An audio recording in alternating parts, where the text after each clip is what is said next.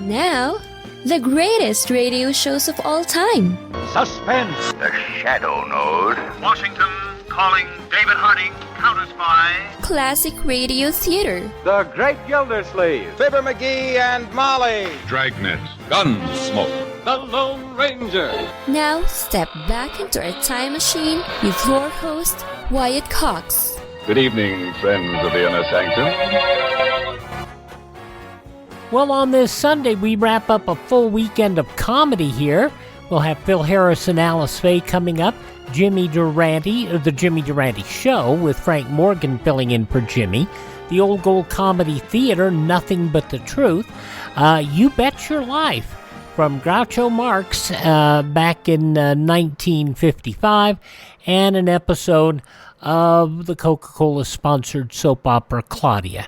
That's all coming up here on this Sunday. This is the 14th day of January, and we have 352 days remaining until we get to 2024. U.S. ratified a peace treaty with Great Britain on this date in 1784. In 1942, Operation Key, the successful Japanese operation to evacuate their forces from Guadalcanal during the Guadalcanal campaign, began. In 1943, Franklin Roosevelt and Winston Churchill began the Casablanca Conference to discuss strategy and study the next phase of the war. Franklin D. Roosevelt and Winston Churchill have met on the soil of Africa at Casablanca. There, not far from the noise of war, they drew up battle plans for 1943, plans designed to bring about the unconditional surrender of Germany, Italy, and Japan. Joseph Stalin was invited to the conference. He was unable to attend, even though Churchill and Roosevelt offered to move the meeting place much farther east. As the actual military leader of Russia, Stalin had to stay in Moscow to direct the present great offensive. President Roosevelt became the first president to travel by airplane while in office, traveling to the Casablanca Conference. In 1952, The Today Show debuted on NBC TV with host Dave Garroway. Today, January 14th, 1952, 7 a.m. Eastern Standard Time. My name is Jack Lascula, and here is Dave Garroway. Well, here we are, and good morning to you. The very first good morning of what I hope and suspect will be a great many good mornings between you and I. Here it is, Jack said, January 14th, 1952, when NBC begins a new program called Today, and if it doesn't sound too revolutionary, I really believe begins a new kind of television. Garroway would host the show from 1952 until 1961. In 1954, the Hudson Motor Car Company merged with Nash Kelvinator Corporation, forming the American Motors Corporation.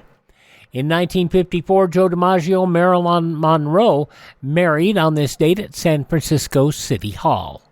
When a well-known honeymoon couple arrives at Tokyo Airport, a throng of 4,000 baseball and movie fans surge out of control, break through police lines.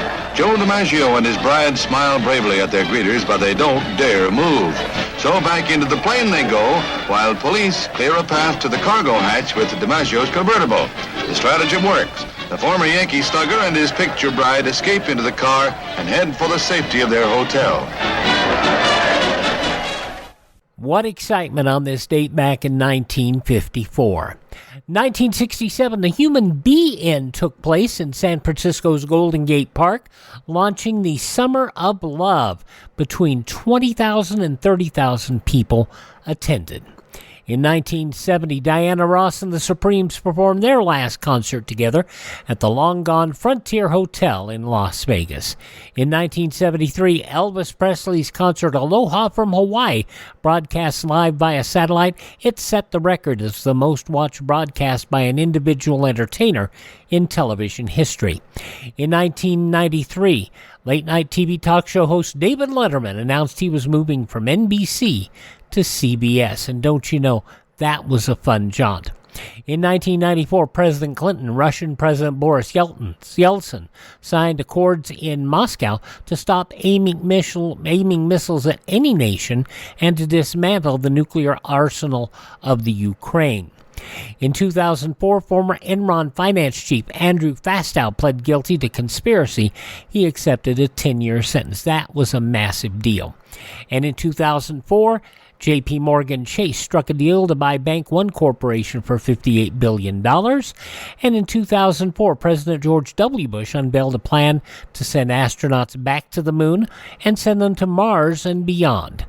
Passing away on this date in history, writer Lewis Carroll, actor Humphrey Bogart, actor Barry Fitzgerald, actress Jeanette MacDonald, fast food entrepreneur Ray Kroc, the man behind McDonald's, Donna Reed, a wonderful actress, and also actress Uta Hagen, actress Shelley Winters, actor Ricardo Montalban, from Maude and Different Strokes, Conrad Bain, and Snape in the Harry Potter movies, Alan Rickman.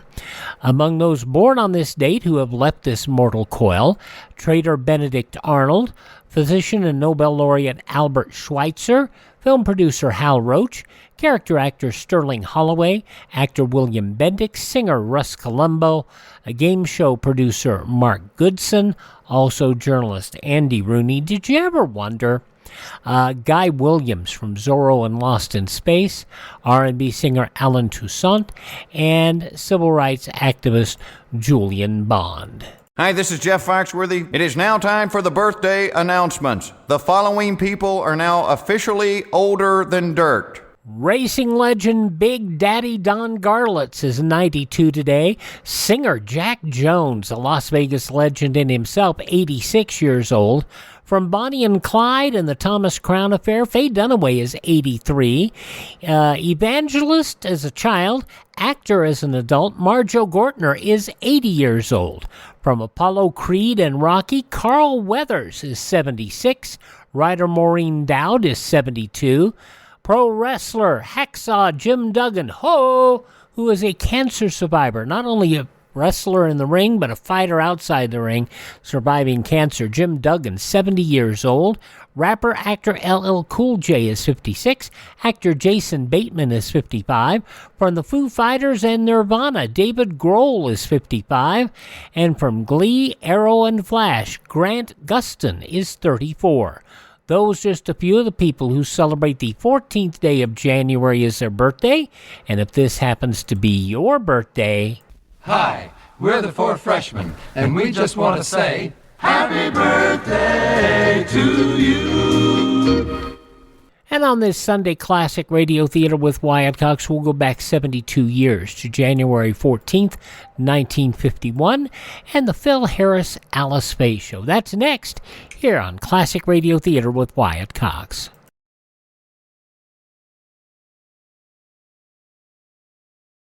Civil defense is common sense. This is Pat Boone. In case of enemy attack, you must know your warning signals. A steady blast of 3 to 5 minutes means tune your radio dial to 640 or 1240.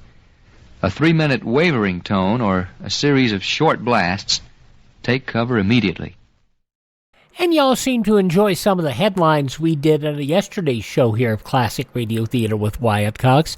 So let's look at some of the headlines at the date this show was broadcast, the Phil Harris Alice Faye Show, 72 years ago, Sunday, January 14th, 1951. The UN Political Committee overwhelmingly approved a plan for an immediate ceasefire in Korea and a Far Eastern conference attended by Red China. Russia voted against it, and high diplomats said this foreshadowed rejection by Communist China. Meanwhile, Attorney General J. Howard McGrath said last night this nation's fifth column is well under control and there will be no witch hunting for Reds. McGrath, addressing a Springfield, Missouri Jackson Day dinner, saying, "I am frankly concerned about those who would smear every opponent's sentiment with the label of communism." He pointed out the country had an efficient FBI to investigate and prevent sabotage. The privilege of an American citizenship is being enjoyed by Pola Negri, star of motion pictures during the silent era. She was in a group of 200 given citizenship in Los Angeles. Not only are Catholic clergymen prohibited from being members of Rotary clubs, authoritative Vatican sources said yesterday, but the prohibition covers all organizations of a similar sort. The Vatican informant said Catholic laymen are not forbidden to be members of such organizations, but it pointed out that the Church prefers them to associate themselves with organizations promoted by the Church. And Major General Frederick A. Irving, now Deputy Commander of the 6th Army at San Francisco, was named by President Truman as Superintendent of the U.S. Military Academy at West Point. Those just a few of the stories in the newspapers of Sunday, January 14, 1951. And on the radio, Phil Harris and Alice Faye. And let's listen right here on Classic Radio Theater with Wyatt Cox.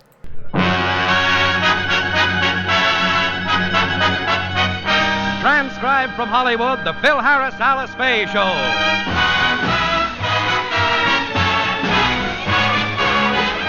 For your enjoyment, here is the Phil Harris, Alice Faye Show. Written by Ray Singer and Dick Chevrolet, with Elliot Lewis, Walter Tetley, Robert North, Janine Roos, Ann Whitfield, Walter Sharp and his music, yours truly, Bill Foreman, and starring Alice Faye and Phil Harris.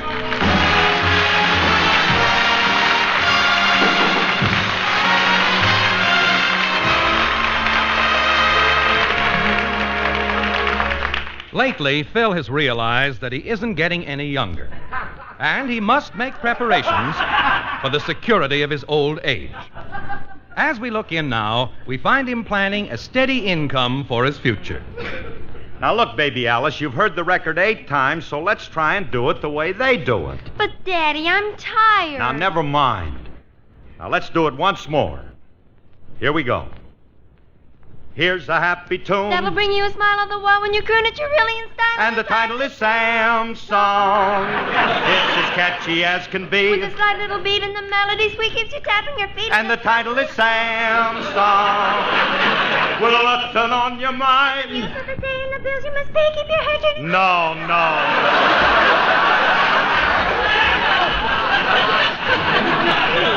That's not the way that Bing and Gary do it.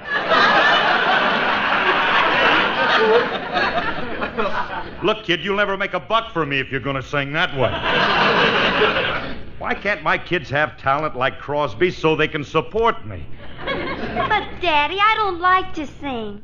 Why should I be forced to sing just so I can support you? What's good enough for your mother is good enough for you.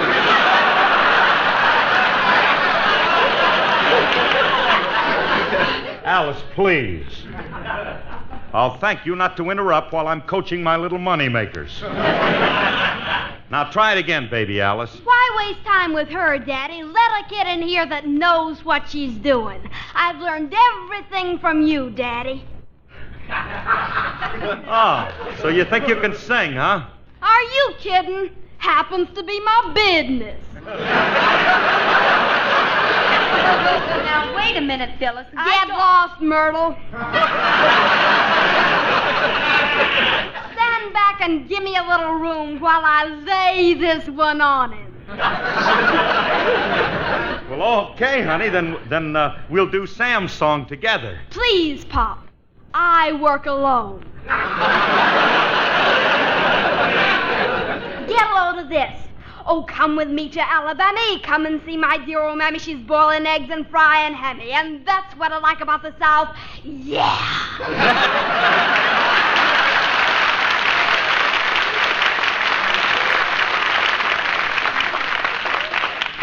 Well, I don't have to worry about this one. Only 6 years old, and already she's got talent. That kid will be making money before she reaches her obsolescence.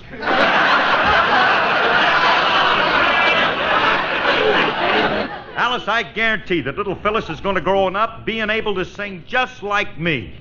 Is that what you really want, dear? Now, Phil, leave the children alone. My girls don't have to sing for money. Maybe yours don't, but mine do. Besides, if it's good enough for Bing's kids, it's good enough for yours. But, Phil, we don't need the money. Bing does. He's the only one I know of who has as much money as you do. The only difference is that you have it in the old bills.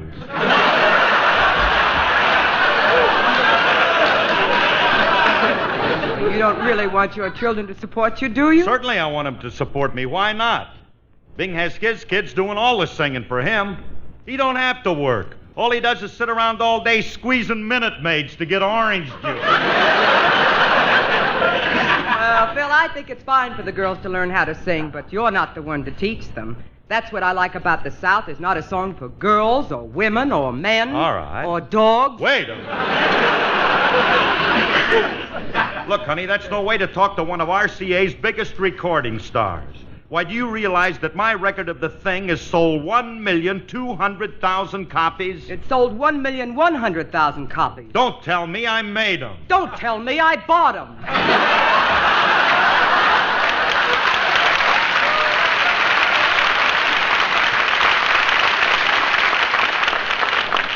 You didn't buy that many. I didn't, huh?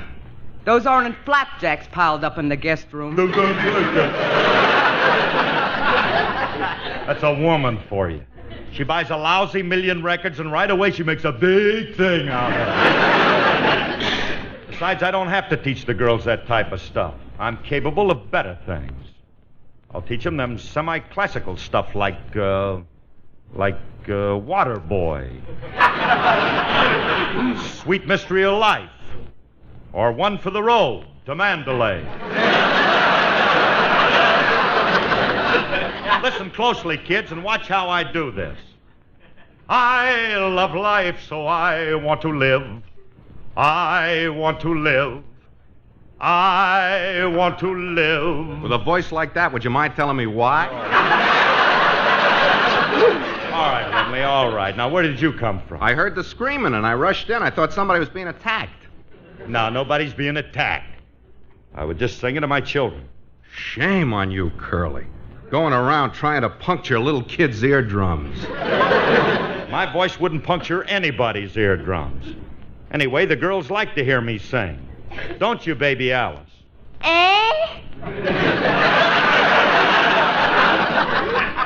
I should have known better than to ask the one with the tin air. All right, you can run along, girls. The lesson's over for today.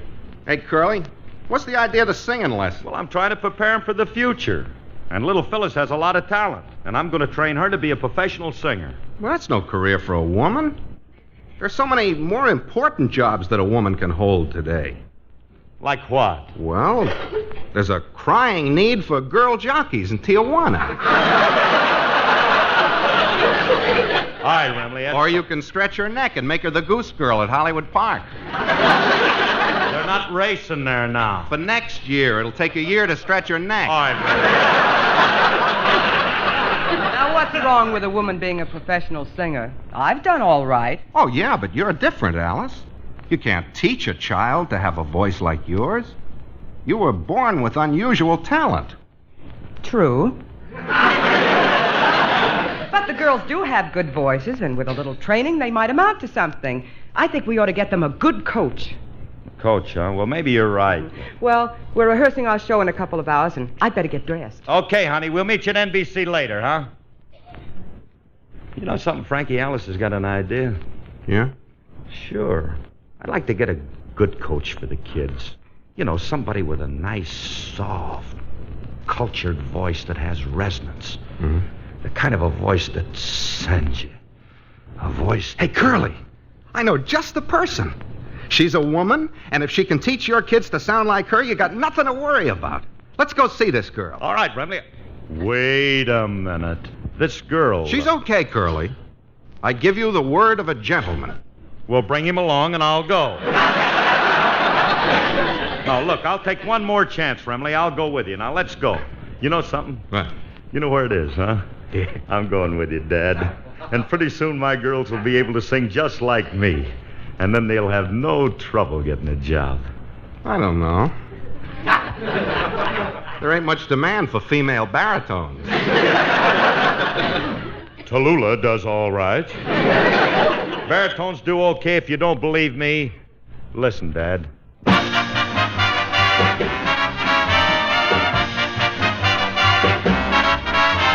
A preacher went out walking, 'twas on one Sunday morn.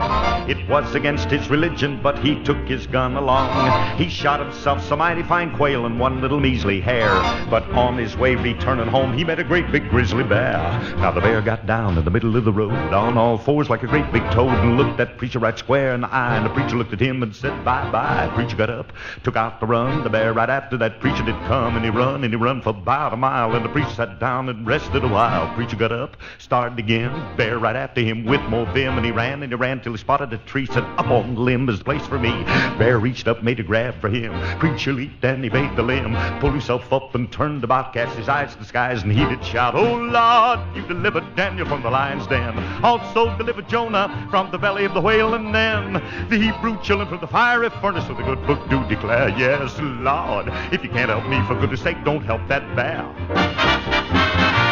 Now just about then that limb let go and the preacher come tumbling down. Reached in his pocket, pulled his razor out just before he hit the ground. He hit the ground with an awful bang. It was a terrible sight. That preacher and the bear with the razor in his hair just a cutting left and right. They rolled around on the ground. The preacher was up and then he was down. The bear let out an awful moan and it looked like the preacher was holding his own. Said, if I get out of here alive by that good book, I will abide. I'll never sin on Sabbath day, and Sunday come I'll pray into the heavens. He did glance, said, Lord, just give me one more chance. Then his suspenders gave away, and he knocked that bear 10 feet away. Preacher got up, made a bound for the tree where he'd be safe and sound, pulled himself up and turned about, cast his eyes to the skies, and he did shout, oh Lord, you delivered Daniel from the lion's den, also delivered Jonah from the belly of the whale, and then the Hebrew children of the fiery furnace. Of the good book do declare, yes Lord, if you can't help me, for goodness sakes, don't help that bear.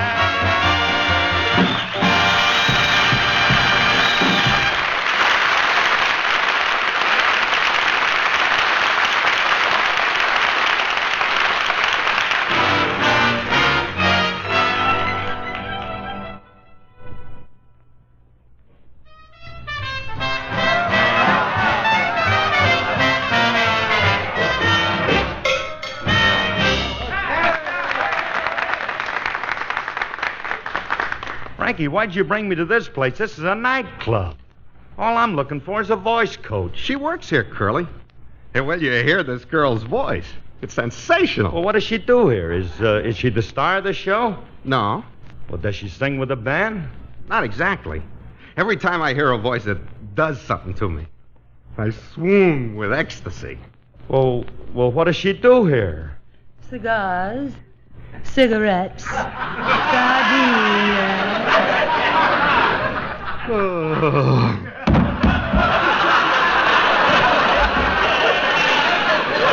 Bradley, will you get up off the floor? You mean to tell me that this cigarette girl is the voice coach? Yeah. If your kids can pick up her voice inflections, they'll be sensational. Oh, yeah. That's all I need is my two kids walking around the house saying, cigar, cigarette, gardenia. Remley, I don't think that's quite the kind of a coach Alice had in mind for the girls. Oh, Curly, give her a chance. The poor kid needs a job. She has a job. But she don't make enough to be able to dress right.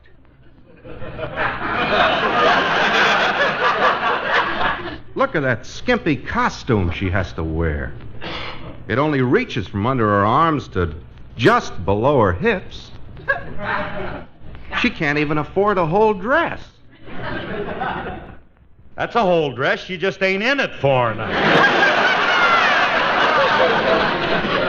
Now, Curly, at least talk to the girl. Let me call her over. I want you to get a load of her talent.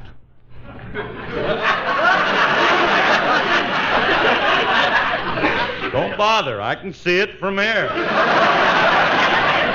Remley, I can't hire this girl. Will you come on? Now, let's get down to rehearsal. Well, you run along, Curly. I'll meet you there. I have a little business to attend to. All right, but don't forget to show up. Cigars, cigarettes, chewing tobacco. If you're...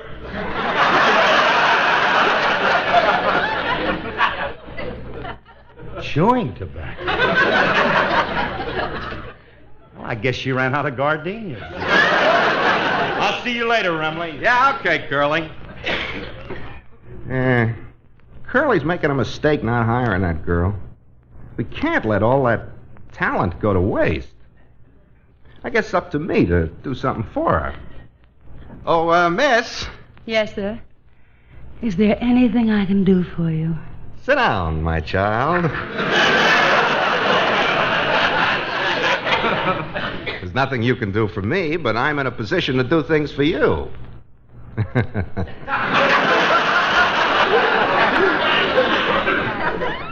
How'd you like to be in pictures, honey? I wouldn't. You're fighting me. Being a producer, I can do things for you, dear. You're a producer? Surely you've heard of Cecil B. DeRemley. Well, what pictures did you ever produce? Did you see Born yesterday? Yes. Well, you're looking at a man who saw the same picture. I told you, I don't want to be in pictures, but I like to sing. If you could get me a job with the band... You come to the right man, honey. Consider yourself working. Did you ever hear of the Phil Harris Band? You mean you can get me a job with Phil Harris? That's a cinch. I happen to own the outfit. Harris just fronts it for me. I'll put it in writing. By the way, what's your name, honey? Carmen Lombardo.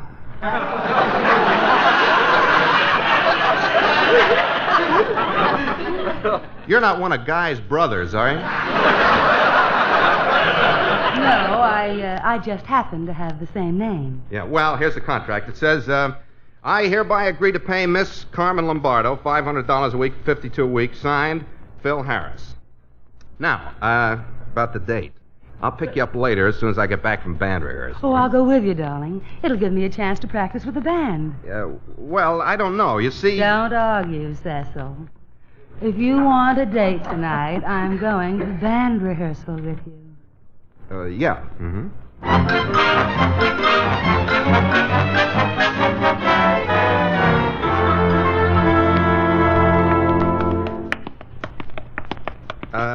Now look, Carmen, you better wait out in the hall, dear, while I go into Curly's dressing room and set things up for you. Very well. But don't keep me waiting too long. Yeah. Now that I signed her to a contract, I may have a little trouble getting her on the show. Of course, if I could talk Curly into letting Carmen take Alice's place, that's worth a try. Oh, there you are, Rumley. Yeah. Where you been? Oh, I was detained. Curly, I've been thinking. You're working Alice much too hard lately. What do you mean? Well, after all, she's the mother of 2 children, she's getting along in years, and she's entitled to retire. Yeah, but she wants to work. She makes a lot of money. So what? Seabiscuit was a big money maker, too.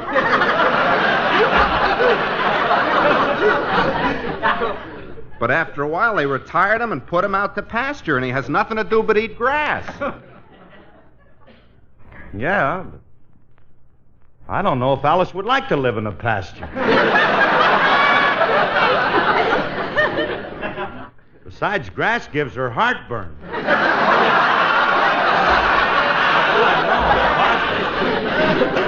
Anyway, I could never get anybody to replace Alice on the show. Yeah, it would be tough. But I'm sure you could find somebody if you looked around. Looked around where? Right in back of you. Cigars, cigarettes. Remley, get that tobacco auctioneer out of here. Take Speedy Riggs back to Kentucky. Now get out of here chewing tobacco. Let's get out of here. I don't want... Curly, that's no way to talk to the new vocalist that you just signed to a contract. What do you mean I just signed? I don't even know that girl. I'll introduce you, Curly. I want you to meet Carmen Lombardo. I don't care what...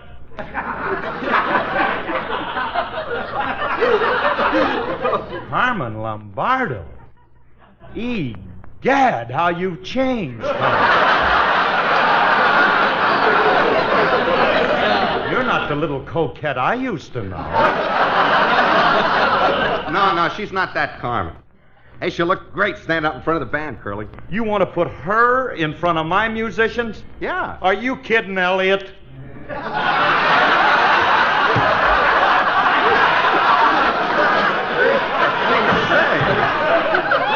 That's It's like dangling a sardine in front of a school of barracuda.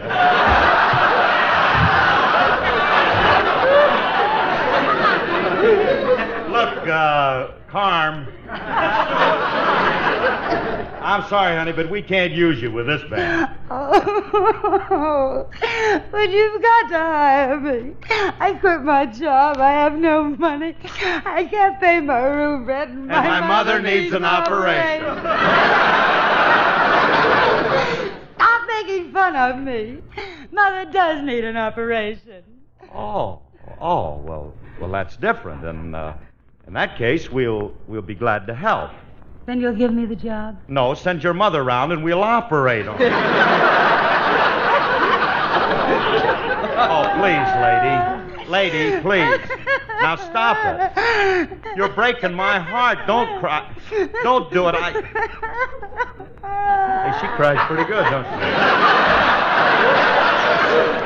Most dames cry up high. She cries nice and low. I like that, yeah. Look, lady, will you please stop with the tears?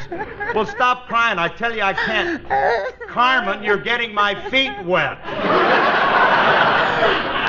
Look, miss, look, you can have the job if you'll just stop bawling. Oh, you great, big, wonderful man. Oh, you're so kind and thoughtful. I could just kiss you and kiss you and kiss you. Carmen, you mustn't. Emily, let this girl talk.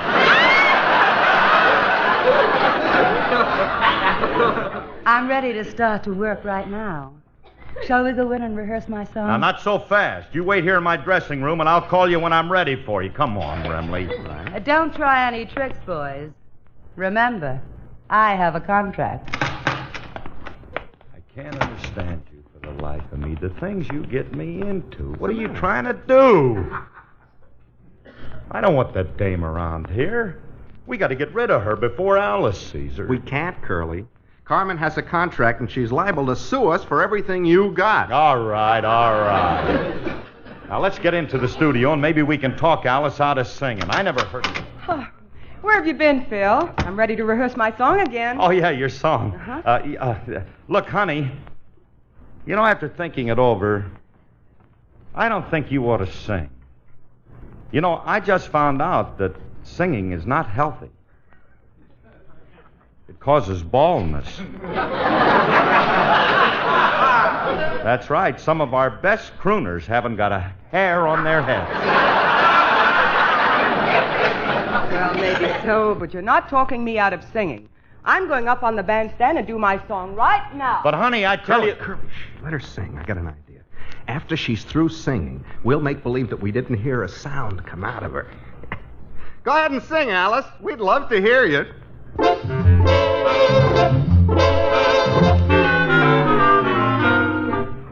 Why fight the feeling, the fabulous feeling? Why fight the feeling? We're face to face with romance. Why miss the magic, the moment of magic?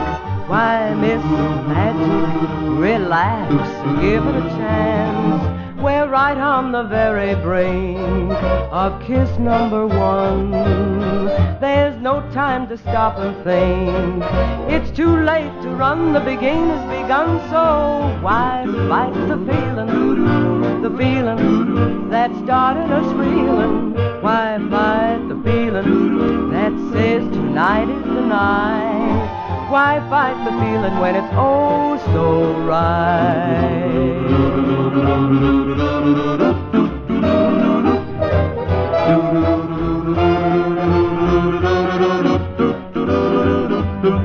Why fight the feeling, the fabulous feeling? Why fight the feeling? Relax and give it a chance. We're right on the very brink of kiss number one. There's no time to stop and think. It's too late to run, the beginning has begun. So why fight the feeling that started us reeling? Why fight the feeling that says tonight is the night? Why fight the feeling when it's all so right?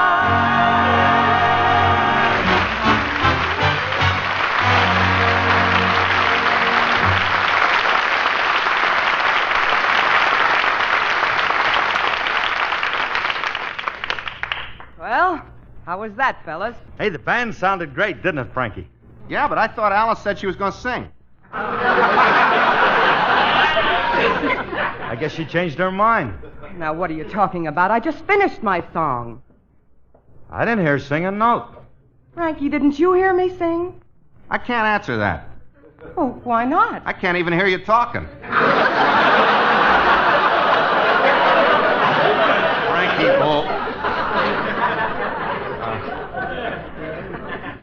I should have my tongue cut out. Why don't you have it done by the same guy that removed your brain? All right, fellas, all right. Out with it. Why are you trying to keep me from singing? Are you trying to get rid of me, Phil? Don't be silly, honey. Why should I want to get rid of you? Who could ever take your place? Hey, Mr. Harris! What? Who's that dame you got stashed away in your dressing room? Julius! Get on out of here, Julius. Oh, no, wait a minute. Just a minute, Phil. Julius, what about this dame in Mr. Harris's dressing room? Who is she? I don't know. As soon as I walked in, she looked at me and tried to sell me a gardenia. Gardenia? Oh, Alice, that must be that little old flower lady that always comes around. She's 80 years old, dear. If she's 80, she better put more clothes on before she gets pneumonia. I'm going to find out who's in there. Come on, boys. We'll see who's in that dressing room. But, honey, I don't think... Come on. Cigars, cigarettes, gardenias. What are you doing here? I'm waiting for Mr. Harris. All right, Phil, start talking. Who is she? Well, that is, I don't know. I never saw her before. Oh, Philip. You know who I am. It's Grandma. Why, Granny, when did you get in from Tennessee? Hey, Alice, I want you to meet my grandmother. This is a grandmother? Yes, it is. Where does your grandfather hang out?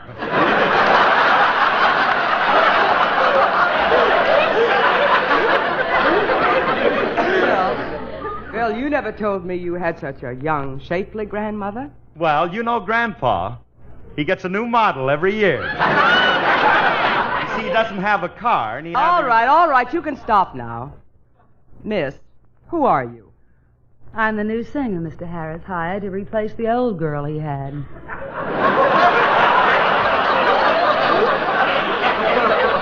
Who are you? I'm the old girl. And I've got news for you. I'm still with him. But I have a contract with him. I have a contract with him, too. Mine is signed by Mr. Harris. Who signed yours? A minister and 2 witnesses.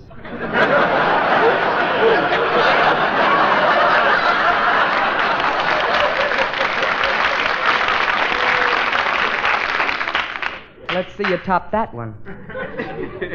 I think she's got you, Speedy.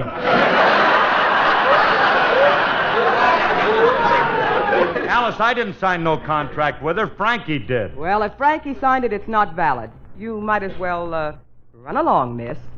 I've never been so humiliated in all my life. And it's for you, Mr. Remley. I never want to see you again. Goodbye. But, darling,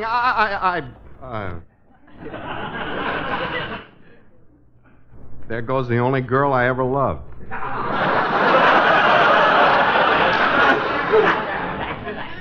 Vaughn Monroe. Her name's Carmen Lombardo. Well, I was close. Much close. All right, let's go home. And you boys walk in front of me so I can keep my eye on you. Where did you find that girl? Oh, she was a cigarette girl in a nightclub, and Frankie fell for her sultry voice. Oh, Frankie did, huh? You wouldn't fall for a sultry voice, would you, Phil? Of course not. Remley's a weakling. I don't know what's the matter with you, Frankie, being taken in by a dame just because she has... Cigars, cigarettes, gardenias. Pardon me, miss, you got a lot of talent. I can get you a job You can singing... stop, Curly. It's only your wife. Oh.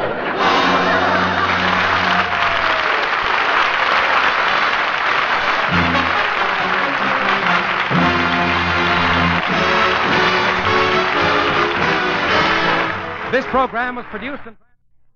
Stay tuned for Hedda Hopper's radio column, then Theater Guild on NBC. You gotta love it. They run right out of time. 72 years ago, January 14th, 1951, Phil Harris and Alice Faye. Coming up next, Frank Morgan sitting in on the Jimmy Durante Show. But first...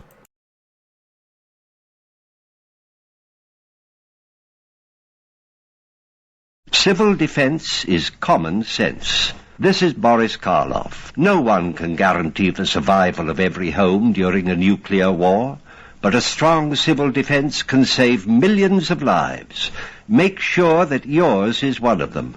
Learn how to protect your home. Call Civil Defense today. My question is, who protects us from Boris Karloff? Okay, Jimmy Durante was still hospitalized on January 14th, 1948, 76 years ago. Frank Morgan came in to sit in on the show. Some of the headlines of the newspapers on that Wednesday, January 14th, 1948, included President Truman's Air Policy Commission told the nation it had 5 years to prepare for possible atomic war. The Southern Railway's new high-speed flyer, the New Yorker, plowed into a Navy crane truck at a grade crossing in Chamblee, Georgia, and 10 cars of the 13-car train turned over or careened off the rails. A soupy mixture of snow and rain fell steadily in New York yesterday, but the Weather Bureau said the metropolis probably would escape a 4 to 6 inch snowfall predicted earlier.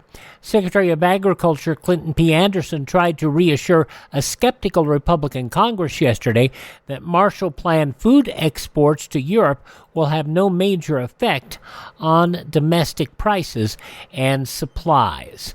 And in Troy, Ohio, the young man had never had a flying lesson in his life, but 13-year-old Jimmy Hartzell borrowed his father's private plane for a ride.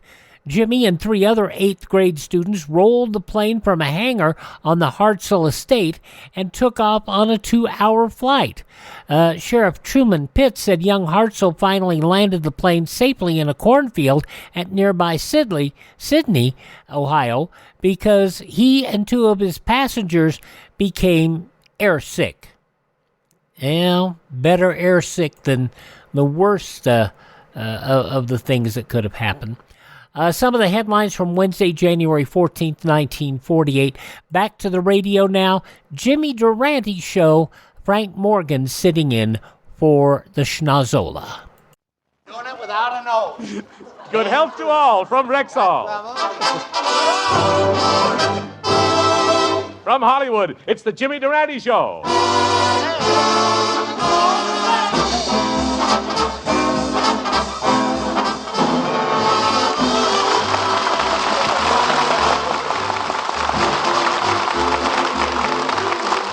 Yes, 10,000 Rexall drugstores who carry the complete line of top-quality Rexall drug products bring you the Jimmy Durante Show with Peggy Lee, Candy Candido, Roy Borghi and his orchestra, yours truly, Howard Petrie, and our special guest again, the lovable Victor Moore. Folks should be glad to hear that Jimmy will be back on the show 2 weeks from tonight. But carrying on for Jimmy this evening is his good friend, the star of the Old Gold Show, Frank Morgan. Well, Frank hasn't arrived at the studio as yet, but in the meantime, Roy Borghi has dished up a tasty arrangement of that current hit song, I'll Dance With Your Father. Yes, good. I'll take her mother and we'll all go up to my place. Frank Morgan!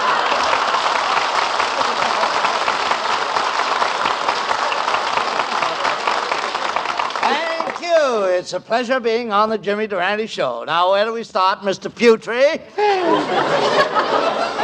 Petrie. Petrie. Petrie. Well, it's nice to meet the both of you.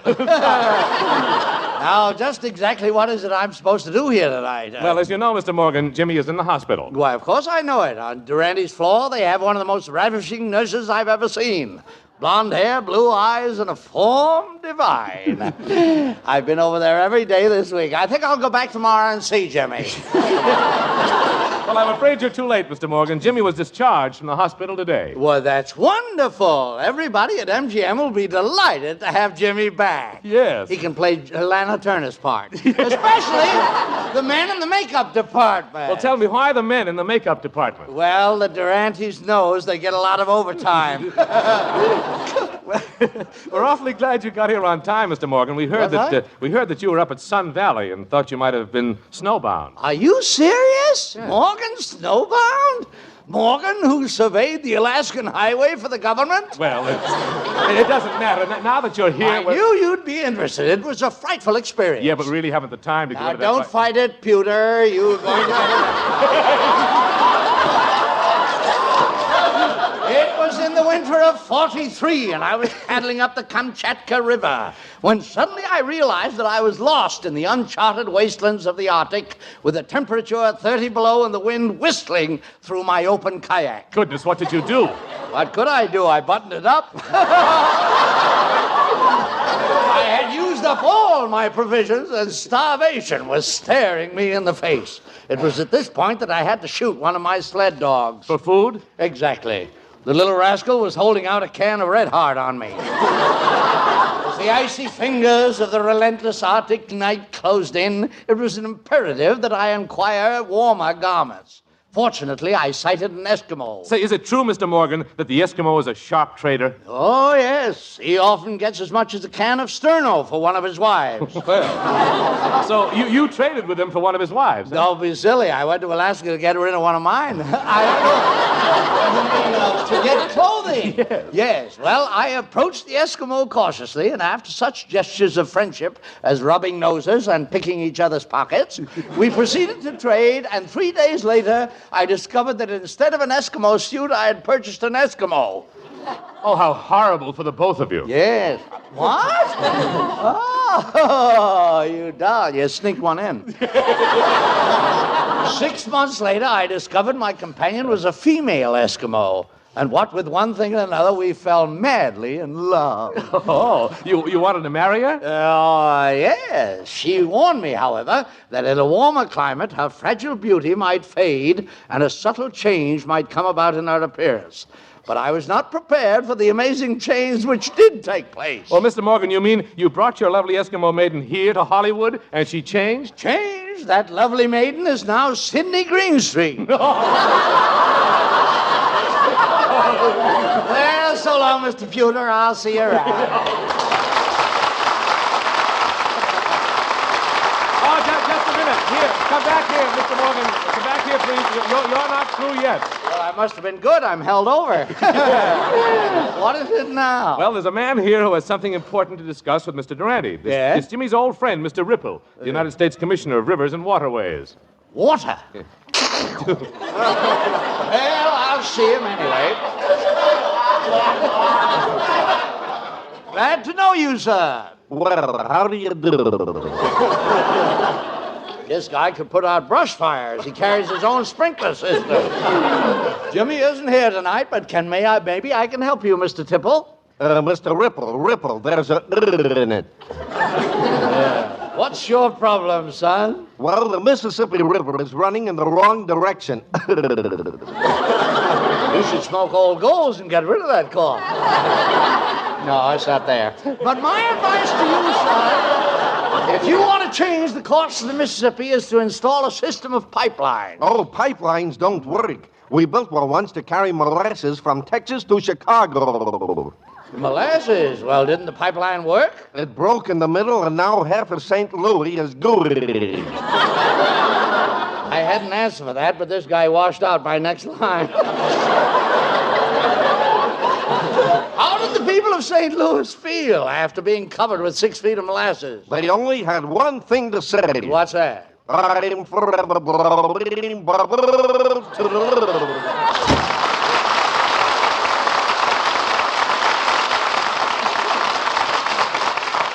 Well, I'm glad he left. He was making me thirsty. Well, Howard, it was nice being here with you, but I really must be leaving. I have a very pressing engagement. Hi, Howard. I had a press. Well, perhaps there's something around here that needs pressing. So this is Frank Morgan. Yeah, Mr. Morgan, this is Peggy Lee. Oh, Peggy Lee! I'm a follower of yours. You'll discover as you walk out here tonight. Mr. Morgan, I knew you were a ladies' man, but I never imagined you were anything like this. Oh, please, please. I'm being sincere, Miss Lee. I've heard you sing many times, and in my opinion, your chromatic arpeggios are deliciously smooth, exquisitely mellow, and finely blended. Oh, what lovely words. Where did you get them? Off the label of a bottle.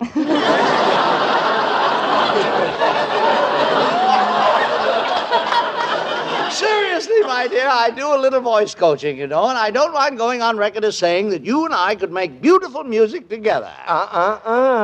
Who is that? Petrillo, I'm afraid you'll have to sing alone for the present, my dear.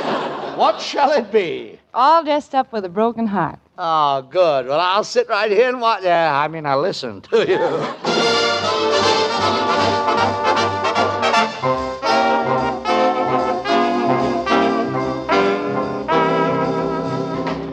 I'm all dressed up with a broken heart, pretending I'm with you. Someone else in my arms only brings back your charms. It's a game I just can't carry through. When I'm alone, then the teardrops start. I realize it's true. I'm all dressed up with a broken heart and still in love with you. When I'm alone, then the teardrops start. I realize it's true. I'm all dressed up with a broken heart and still in love. I'm still in love. I'm still in love with you.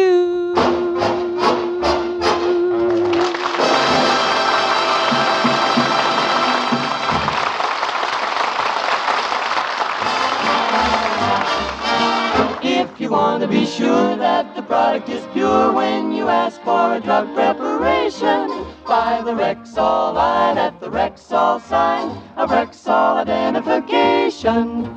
Yes, you can be sure that more than 2,000 different drug products are pure when they bear the name Rexall. For the familiar name Rexall stands for purity, quality, and reliability in a complete line of drug products. It's no wonder that Rexall has won first place in the medicine cabinets of millions of American homes. So, for any and for all of your drug needs, always buy Rexall at Rexall drugstores throughout the nation, where 25% of America buys its drug products. If you want to be sure that the product is pure when you ask for a drug preparation, buy the Rexall line at the Rexall sign of Rexall identification. Good health to all from Rexall.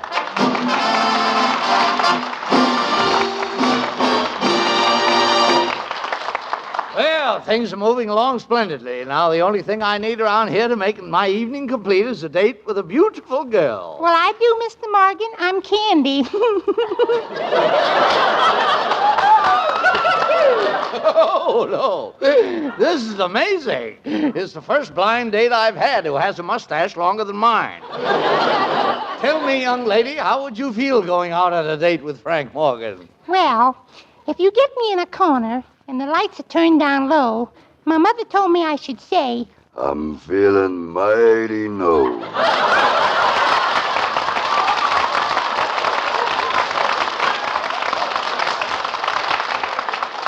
Kid's voice sounds like the super chief whistling for a mate. Now, ladies and gentlemen, coming up to the microphone is one of Jimmy's good friends as well as mine.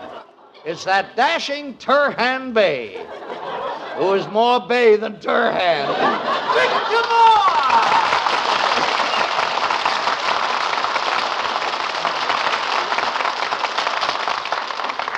Well, my old pal Victor, I see you're still quite the playboy. Well, thank you, Frank. I see you're quite the playboy. I know, Victor, but you're really the playboy. No, Frank, you're the real playboy. This is silly playing with boys. Can't we get some girls? Well, it's fine with me, but I don't know if Durante would approve. Well, say, by the way, what's wrong with Jimmy anyway? Well, I heard a rumor that he was having his nose operated on.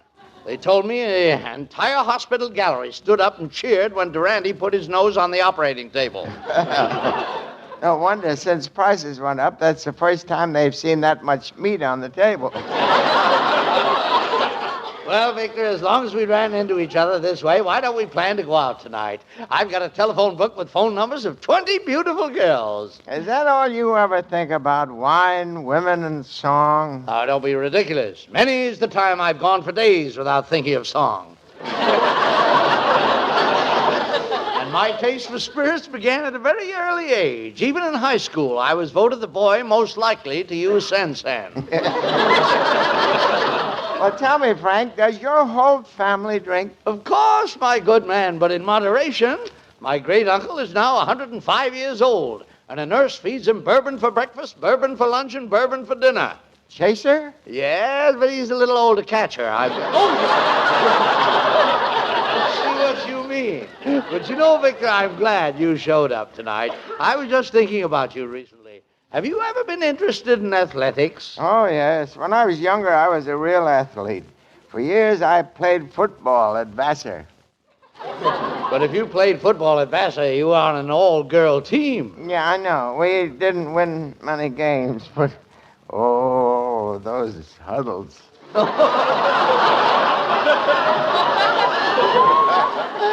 No signals.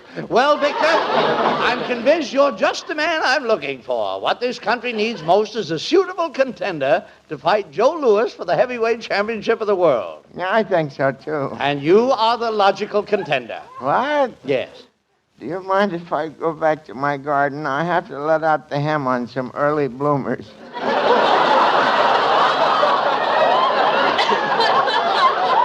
Don't be hasty, my pudgy pugilist. A fighting career is just what you need, Victor. A chance to prove to yourself that you're still a man. Have you ever done any fighting before? Have I? Yeah. Why, when I was young, my fighting style was so ferocious, they called me Victor the Butcher Boy. Victor the Butcher Boy? Yeah. I gave my opponent a right to the heart, a left to the kidneys, an uppercut to the chops, a right across the short ribs. And then? He knocked me down on my pot roast.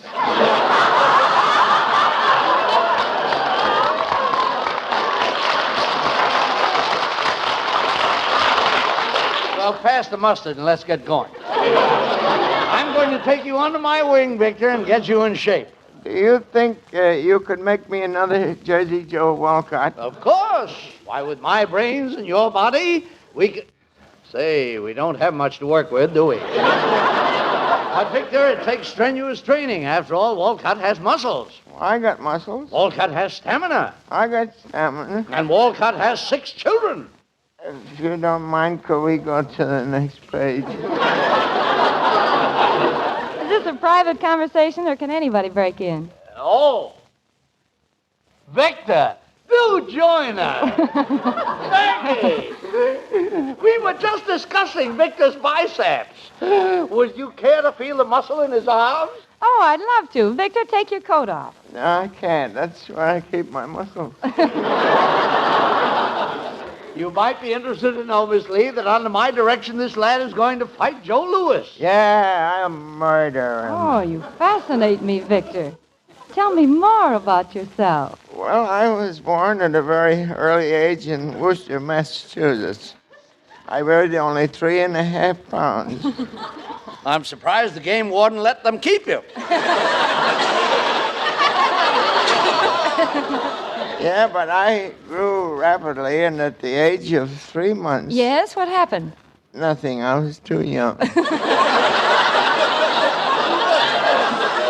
I don't ever remember being that age. Why don't you sing, Peggy? Anything for you, Frankie boy.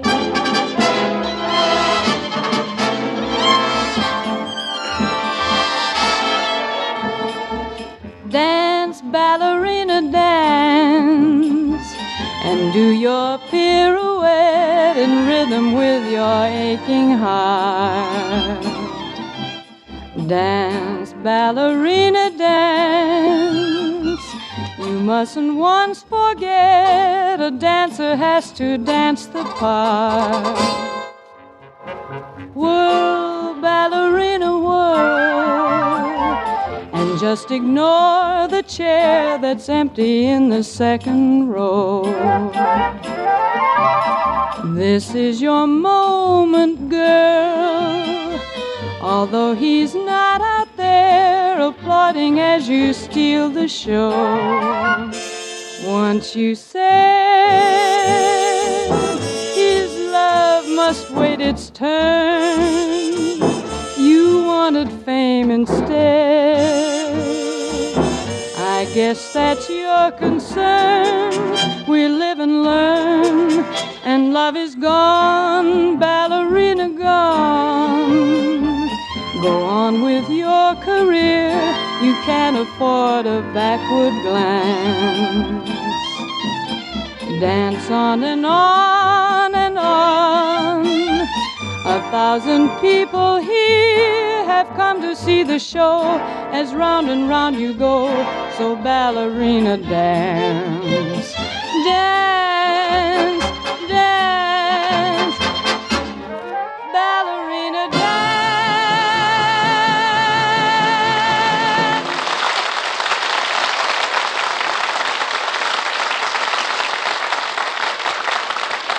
Here is a 60-second story from the Rexall Laboratory. This is the story of the green tag in the Rexall Laboratory, which means the same as the green light on a street corner.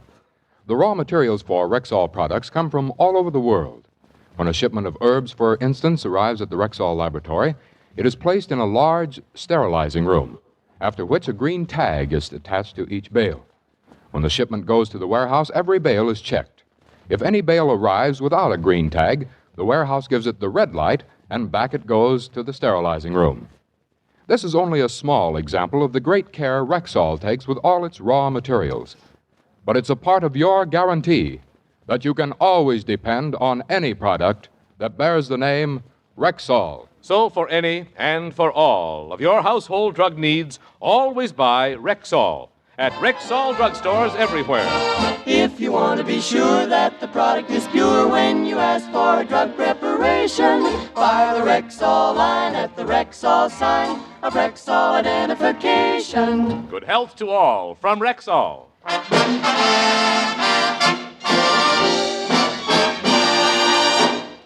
Well, Victor, how are you coming along with your training for your championship fight with Joe Louis? Oh, I'm in great shape. You're looking at 200 pounds of solid flesh and bone. There ain't a bit of muscle on me. Yes, sir, you're solid flab. I can just see the fight now. You streak from your corner, a driving dynamo of energy. That's not me. Then you spar expertly with your fists flying like angry pistons. No, that's not me. Then after the fight, there on the canvas lies a broken, battered, bleeding hulk that was once a man. That's me. Well, come on, it's off to the training headquarters of Kill 'Em All. Let's go.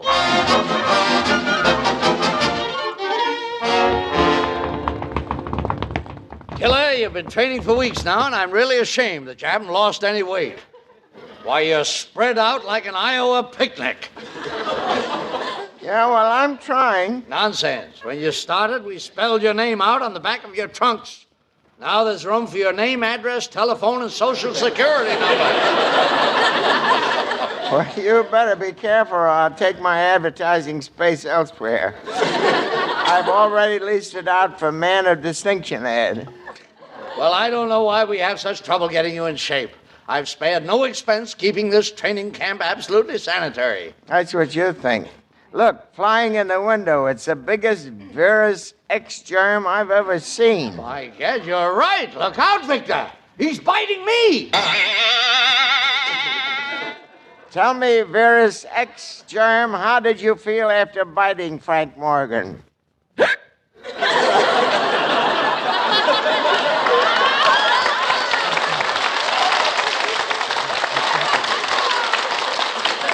He didn't realize I'm 90 proof.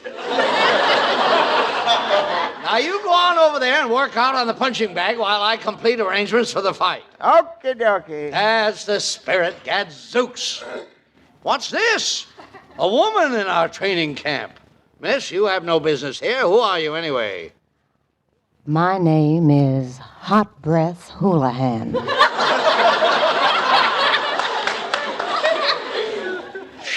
Would you mind turning your head the other way? You're steaming the creases out of my pants. Well, Frankie boy, I'm interested in your fighter, Killer Moore. I'd like to make a little deal to have him throw his fight. Madam, are you insinuating that honest Frank Morgan would take a bribe?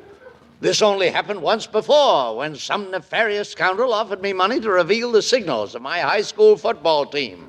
And I was nauseated by the very thought. What did you do with the money? I hid it in an old shoe. Well, why don't you let me talk to the killer? If he throws this fight, we can all be rich. Well, now that's worth discussing. Oh, Killer, come over here. There he is. What do you think of him? You can have him. I don't want him. He's too fat for me. Button your lip, babe. You're talking to Killer Moore. Yeah? Well, come over here and sit on my lap. Bucket pants. Killer, this is Hot Breath Houlihan, and she has about as honest a crooked proposition to make us as I've ever heard.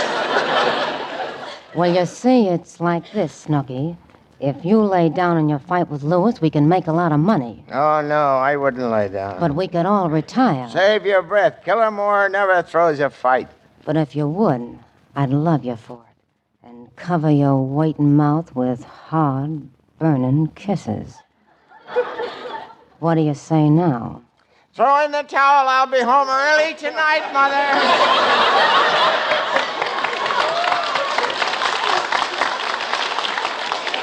Well, yeah, that's the spirit. So long, satchel slots. We're wealthy, Killer. Come on, we're off to fight the champ.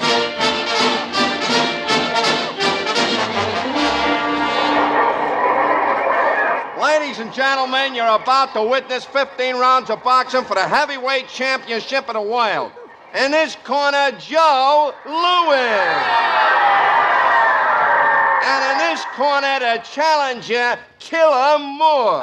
Get that bum out of there! You see, Victor, the crowd's right in back of you. No, I think that last guy is gaining on me. Now, don't be worried. All you have to do is take one punch and quit. Ladies and gentlemen, there's been a last-minute substitution for Joe Louis. Here he is, one of the meanest, roughest, toughest manglers ever to step into the ring.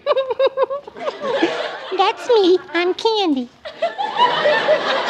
Candy? Oh, this is a cinch. Oh, yes, Candy. You can always lick Candy. I get 1,000,000 of them. I get 1,000,000. Well, get set, Killer. There goes the bell for the first round. Come on, put up your dukes, Candy. I'm gonna cut you in ribbons. Take this. Foul! You hit me 37 times with one rabbit punch. Now, that's silly. How can he hit you 37 times with one rabbit punch? You know how those... Rabbits multiply. What a fight. Candy moves in and gives Moore a left, now a right, and a left, and a right. Killer, why don't you hit him back? I think he found out one of my weaknesses. What's that? I'm a coward. And now, ladies and gentlemen, Candy's winding up with a terrific haymaker, and there it goes right to Moore's chin.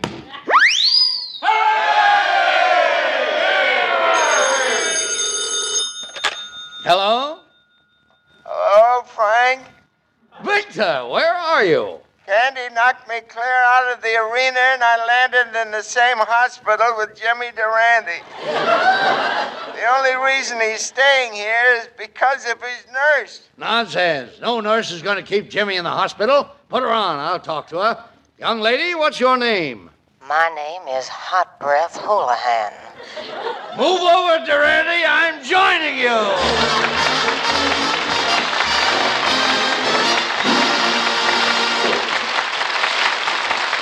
you those foremost Rexall reminders for the week.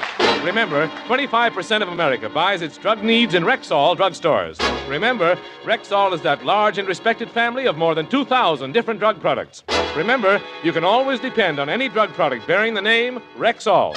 Remember, Rexall drug products are available in Rexall drugstores everywhere. And as Jimmy Durante always says, I do my shopping at a Rexall store, buying Rexall drugs, and furthermore, Umbriago he prefers them to. We buy Rexall, that's all. How about you?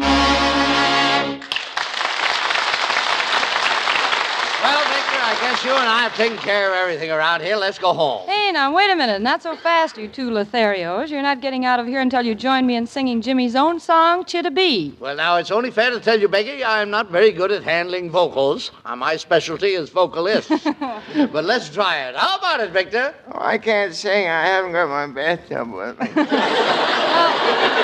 Let's give it a rough treatment anyway, boys. Here's the way it goes. Chittabee, chittabee, chittabee, chittabee, chittabee. Clever lyrics. Yeah, yeah, yeah. Chittabee, chittabee, chittabee, chittabee, chittabee. That's groovy. Yeah, yeah, yeah. Wait a minute. You mean Durante's been singing this every week? That's right. Now I know what put him in the hospital. Someday the world will recognize this lovely thing. I know the day will come when Frank and Bing will sing. Chittabee, chittabee, chittabee, chittabee, chittabee.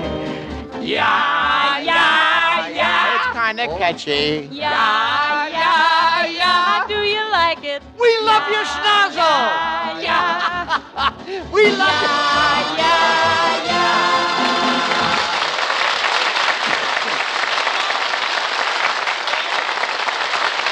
Good night, Jimmy. Good night, folks. And if you're listening, Mrs. Calabash, Durante may not be here, but I'm always available. Thank you, Victor Moore, and thank you, Frank Morgan. While Jimmy is recuperating next week, Victor Moore will be with us again, and taking over Jimmy's spot will be one of America's greatest entertainers, Al Jolson. Frank Morgan appeared through the courtesy of Metro-Goldwyn-Mayer, producers of Cass Timberlane, starring Spencer Tracy. Well, friends, Rexall for tonight from Peggy Lee, Candy Candido, Roy Bargy, Dave Barry, who plays Mr. Ripple, and yours truly, Howard Petrie. This program is produced and directed by Bill Cohan. Good health to all from Rexall. Oh, what fun. The Jimmy Durante Show with Frank Morgan and Victor Moore sitting in for Jimmy. Up next, the Old Gold Comedy Theater starring Harold Lloyd here on Classic Radio Theater with Wyatt Cox.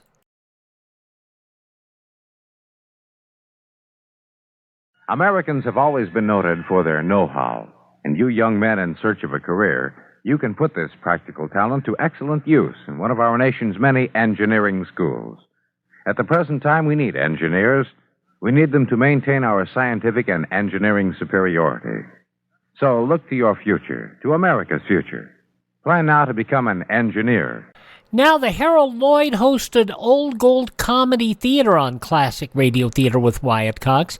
This from 79 years ago, January 14th, 1945.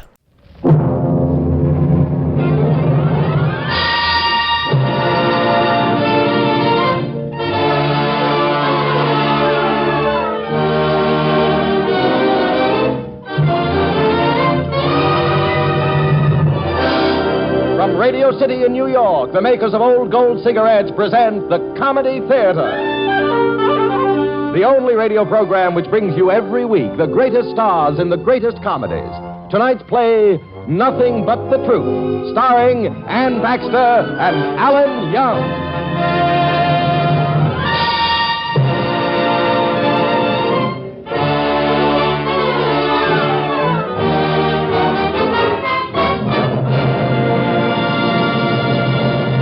And here is the director of the Old Gold Comedy Theater, Mr. Harold Lloyd.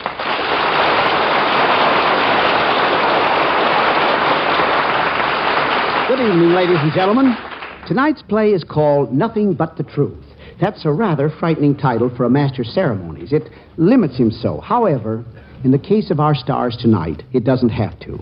Because Alan Young and Ann Baxter are young enough, talented enough to need nothing but the truth to introduce them. Go away, son. I have work to do. As I was saying, Alan Young is that brilliant new comedian. Comes from Canada. Yes. He came to New York from Canada and immediately was given his coast-to-coast show and... Nearly died. Young man, stop heckling me. I have to heckle you, Mr. Lloyd. Say, just who are you? Who, me? Well, I'm Alan Young.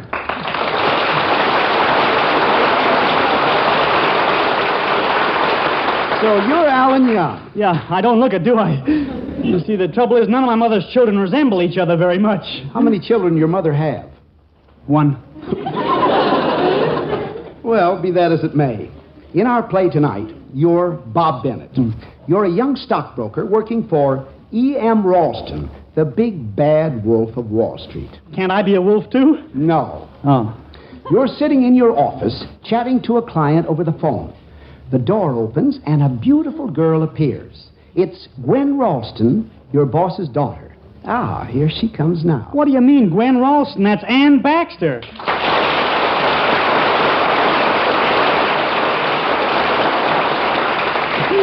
I'd recognize those twinkle in her eye anytime.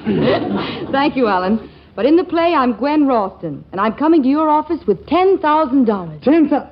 Well, what are we waiting for? Let's go to my office.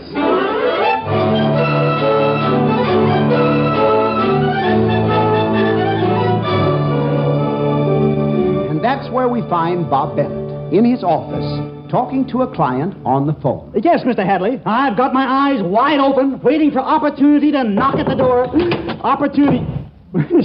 She not only knocked, she opened the door and came in. Hello, Bob. Mr. Hadley, goodbye. I'm not disturbing you, am I, Bob? Disturbing me? No. Then take the telephone out of your pocket. Yeah. Oh, silly of me, wasn't it? Well, don't answer that. Gwen, I love you. How many times have I told you that my heart belongs to Van Dusen? He can keep your heart. What I want is... Gwen, he isn't worthy of you. Bob, I need you. You can have me cheap. I mean... We're going to be partners. We are? Uh-huh. You see these? Those? Oh, money, aren't they? Well, of course. $1,000 bills. Yes, Bob. 10 of them. 1, 2, 3... Don't count. We're partners. I've had these 4 days. In my safe deposit box, under my pillow, in my stocking. Aren't you afraid of prowlers? Bob, keep your mind on business. I'll try. What do you want me to do with that $10,000? Invest it. You see, I collected this money for Seaside Charities, Bob, and I'm worried. How can you worry with $10,000? You've got to invest it for me because I promised to raise $20,000. So all you have to do is double his $10,000. That's what You double it? You have 3 days. Oh, I have 3 days. Well, Gwen, I could get 3 years for doing it. I thought you loved me. Well, I do. Then won't you do it for me? Well, the jails are so... They get everybody. You gotta... Well, all right. Give me the money. Here, and put it right away. I don't want Father to know about this. Okay. Goodbye, Bob, and don't forget, 3 days. Goodbye. Double it. In 3 days. Well, I'll take Labor Day, the 4th of July, and New Year's.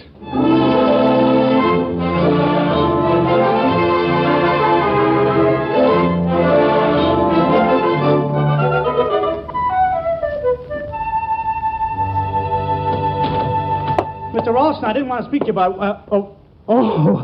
I didn't know you were in conference. Excuse me. Yes, get off my lap, Lily. Bob, this is Lily Warren. Hello. How'd you do? Yes, you see, we were discussing some financial matters. Yes, you see, I have an interest in Miss Warren's business. I could see that, yes. I'll have to be running now, Tiddly-tums. Bye-bye. Bye-bye, you sweet boy. Who, me? Bye-bye. Well, Bob, that was Miss Warren. I know. You have an interest in her, Yes, she owns the millinery shop in this building, Bob, and she's a very clever woman. Got a good head on her. Nice pair of shoulders, too. Now, mind you, my boy, she may have been sitting on my lap, but it was purely, purely... It looked very pure, Mr. Ralston. Well, see to it that you don't mention it to Mrs. Ralston. Oh, I won't, Tiddly-Tums. I mean, Mr. Ralston, no. Well, now, what do you want? Well, it's about that La Paloma Quicksilver mine you told me to sell out. Well, what about it? Well, Mr. Ralston, there's no quicksilver in that quicksilver mine. Well, stop snooping. What do you care? Well, it wouldn't be honest to sell the shares. I'd have to tell a lie. Haven't you ever lied before? Well, yes, but this is different. Oh, nonsense. Business couldn't exist without a little embroidery on the truth now and then. You know, well, Bob, lies are necessary. I still think you can tell the truth. Who, me? I didn't say you could. I said I could. Oh. You believe that? You betcha. Oh, now, wait a minute. Would you like to make a little bet on that? A little bet that you can tell nothing but the truth for even 24 hours. You'll bet me money? Real money? Would you bet me $10,000? Oh, now, where would you get $10,000? I got it. You want to bet? You want to bet $10,000 that you'll tell the truth to everyone, no matter what they ask you, for the next 24 hours. Is that it? I will. All right, Bob, my boy. I'll do it, but on these conditions. Mm-hmm. You answer all questions. If you refuse to answer, you lose. I lose. You don't run away or you don't hide. If you do, you lose. I lose. You don't tell anyone about the bet. If you do, you lose. You're making it awfully easy for me to lose, aren't you? Yeah. Well, now, let's see. It's exactly 4 o'clock now. 4 o'clock tomorrow afternoon, the bet's over. But until then, Bob, one little lie, mind you, costs you $10,000. Expensive, isn't it? Yeah. Well, now, let's see. What'll I ask you first? I got it. Where did you get that $10,000? But I promised you wouldn't understand. Where did you get the money, Bob? From the nice weather we're having, isn't it? No, I mean the telephone. Wonderful invention, the telephone. I must write to Alexander Graham Bell about it. Yeah. I'll answer it. Hello? Oh, Mr. Hadley. What? You want my opinion of the Quicksilver Mine shares we're selling? Come on, lay it on thick, Bob. How many? Oh, 20,000 shares. Fine, tell him it's the best buy on the market, Bob. Tell him. You want to know my honest opinion about La Paloma Quicksilver, Mr. Hadley? Well, come on, give it to him, Bob. In my opinion, Mr. Hadley, La Paloma Quicksilver stinks.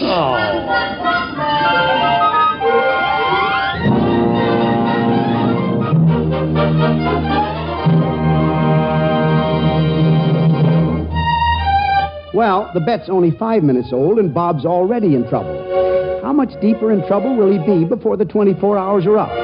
And while I'm asking questions, who's that stranger talking to Ben Grauer? Ben, you should have seen me. You'd have been proud of your brother-in-law. Did you catch him? Ain't I Dick Schmacy, the world's greatest detective? Well, what happened? Well, I was told to bring Herringface in for questioning. I see Herringface on Times Square. He sees me. Yeah. He runs into an alley. I run into an alley. He runs up to the roof. I run up to the roof. He comes down again. I come down again. Yeah? We're in the street once more. He runs into Lindsay's. Me too. We stop for a sandwich. Then away we go again. But I'm getting nowhere, so I begin getting mad. As Herringface turns the corner, I fire 2 shots. Bang, bang. And you know what? No, what? I knocked down a neon sign. So I gnash my teeth, bust off a pivot, bite my tongue. That made my eyes water, so I didn't see Herringface peek around a corner. But I heard him say... Why be irritated?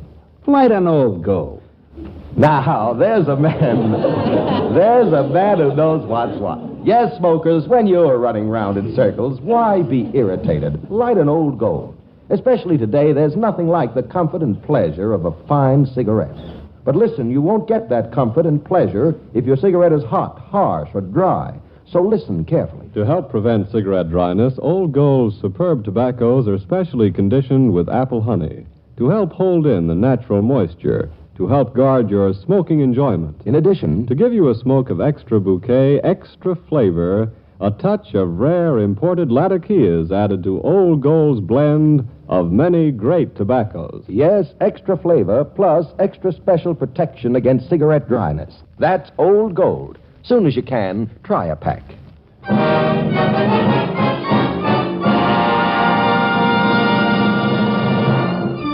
Now back to the Old Gold Comedy Theater presentation of Nothing But the Truth, starring Ann Baxter and Alan Young.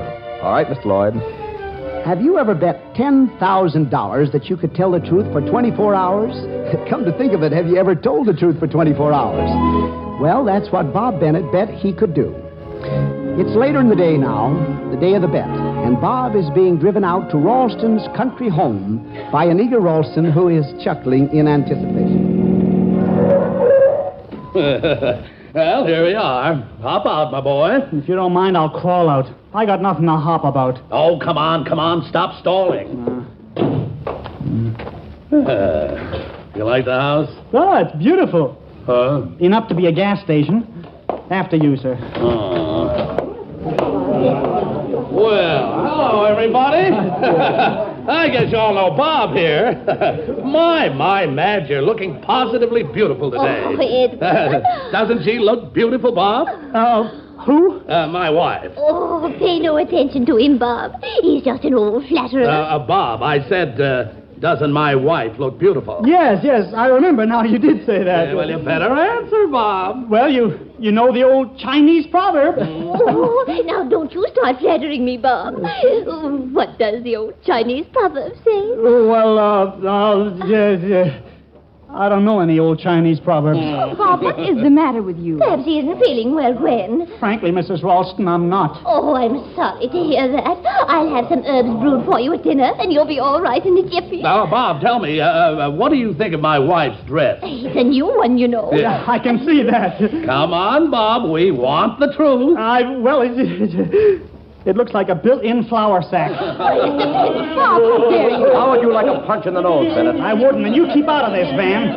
What is this that is going on in the midst of my singing? Oh, you sing? Si, senor, I sing, I fight duels, I make love. I have higher thoughts. Well, why don't you sing? Go right ahead. Don't let us stop you, please. Ah, the senor is so gracious. I will sing. Yeah.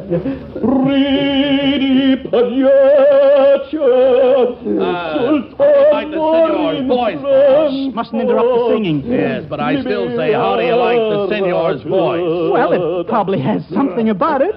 What? Something. Go on, senor. Tell me. I am interested. You, fight duels? Yes, but about my voice. Do you think it is for grand opera? Kill many men in these duels, do you? 12. But go on, my voice. Well, there's only one other man in the world with a voice like yours.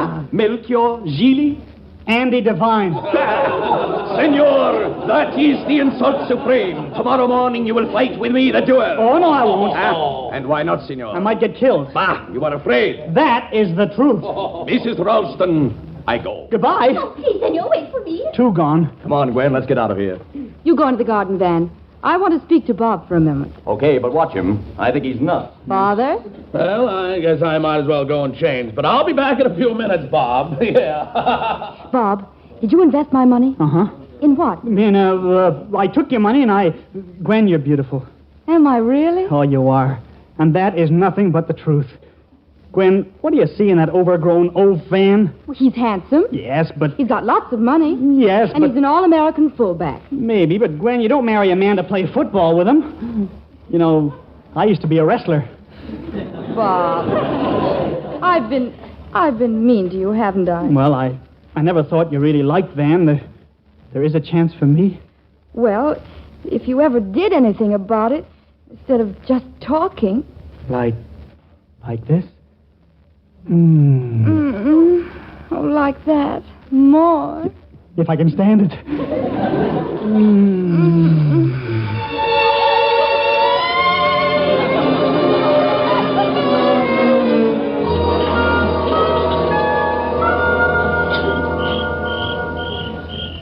Mr. Ralston, you've been putting me on the spot all evening. Oh, tut, my boy. It's a lovely night out here in the garden tonight. Let's go in. Huh? Tiddlydums, I've been looking all over for you. No, Lily, now, I mean Miss Warren, what are you doing here? Some nasty men want a lot of money. Otherwise, they're going to take my shop away. Tiddlydums, you've got to give me... If my wife ever found out that you were here, go away. Not until you give me some money. Good Lord, my wife. Where are you? Lily, look, you're Bob's sister, you understand? My sister? Mr. Ralston, I can't... There you are. But who is this? Well, you see, this young woman, Bob's sister. Oh, how do you do? Oh, but Bob, I thought you were an only child. My parents changed their minds. I better go in. The damp air... Miss Bennett, you'll stay the night, won't you? I certainly will. Oh, good. Your sister's a very attractive girl, Bob. Who? Oh, her, my sister, yes. She is your sister, isn't she? Well, Bob? I can truthfully say she's never been more than a sister to me. What an odd way of putting it. However, it's time to go to bed. Mrs. Ralston, you're an angel. Let's all go to sleep, shall we? Let's all sleep like mad until 4 o'clock tomorrow afternoon. Bob, are you crazy or am I? Mrs. Ralston, that's not the kind of question to ask me. Why not? Because I'll have to answer it.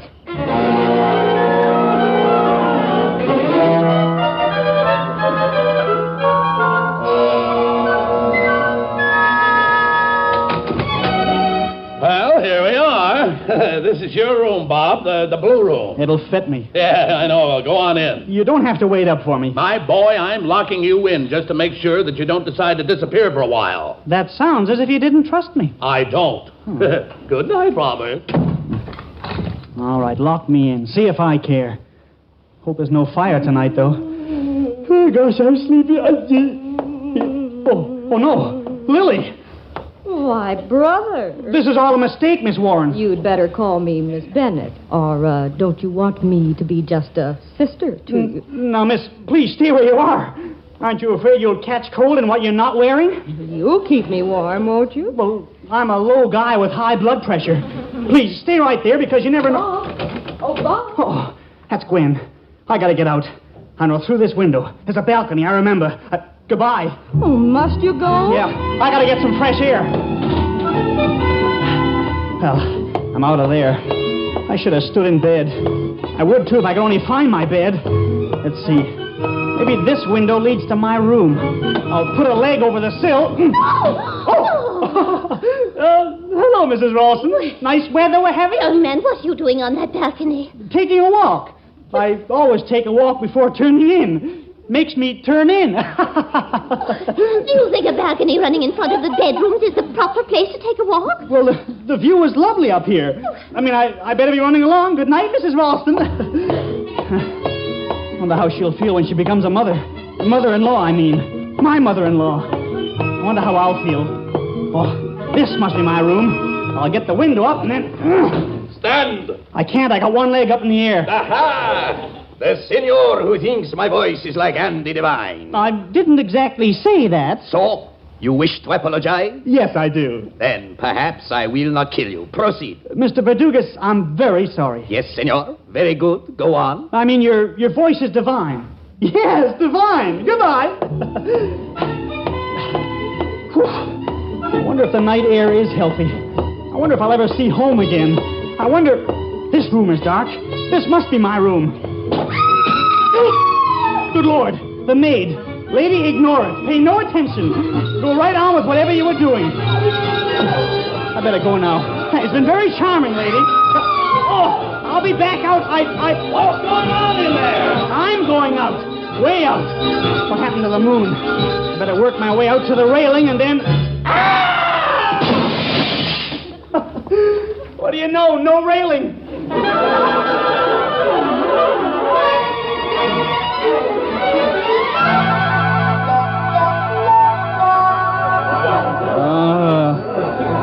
That's all right. He isn't hurt. Who, me? Yeah, you fell off the balcony. Bob, what were you doing on the balcony anyway? I was taking a walk. Ah? That's the truth. I was taking a... Yes, Robert, but why on the balcony? Well, it was the only place I could get to through Lily's room. Bob, Don't make a fuss about it, Gwen. She's his sister. he never had a sister. I got one now.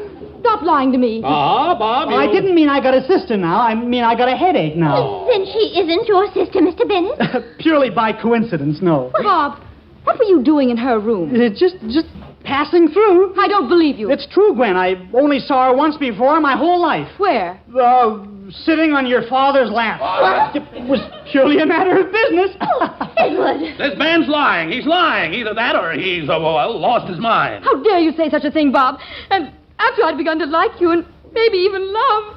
Oh, don't you mind, honey. You've got me. Listen, Van, even as a consolation prize, you're no prize. Shut up before I forget myself and break your jaw. When you say that, smile. Why? You got the cutest dimples. Come on, Gwen.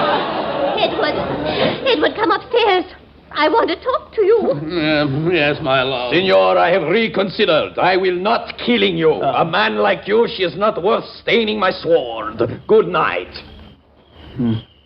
Alone at last. In the garden. Nobody even wants to kill me. What was... Oh, Buster. All right, down, boy, down.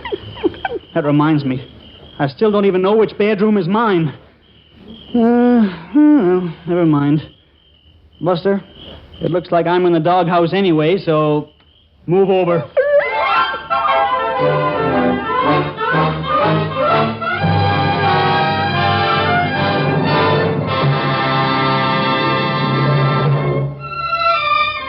So it's the doghouse for Bob. Seems like he hasn't any difficulty getting himself into all kinds of difficulties.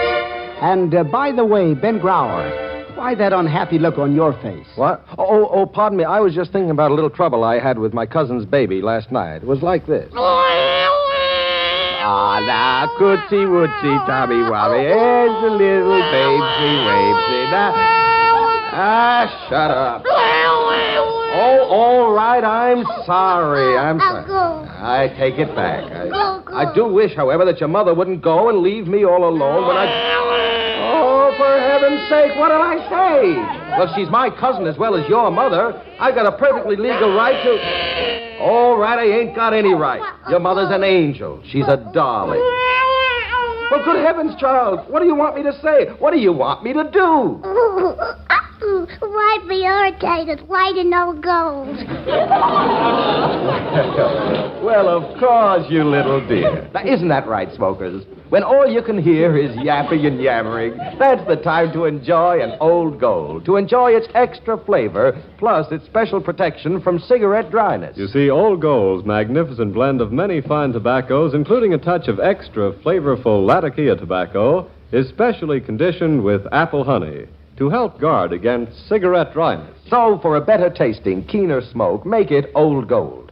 But if you can't get a pack today, here are the 3 big reasons. People are smoking more cigarettes. Billions are going to the armed forces overseas. And we can't make more cigarettes due to manpower shortages. However, we are distributing every pack we make. So, tomorrow, ask again for Old Gold.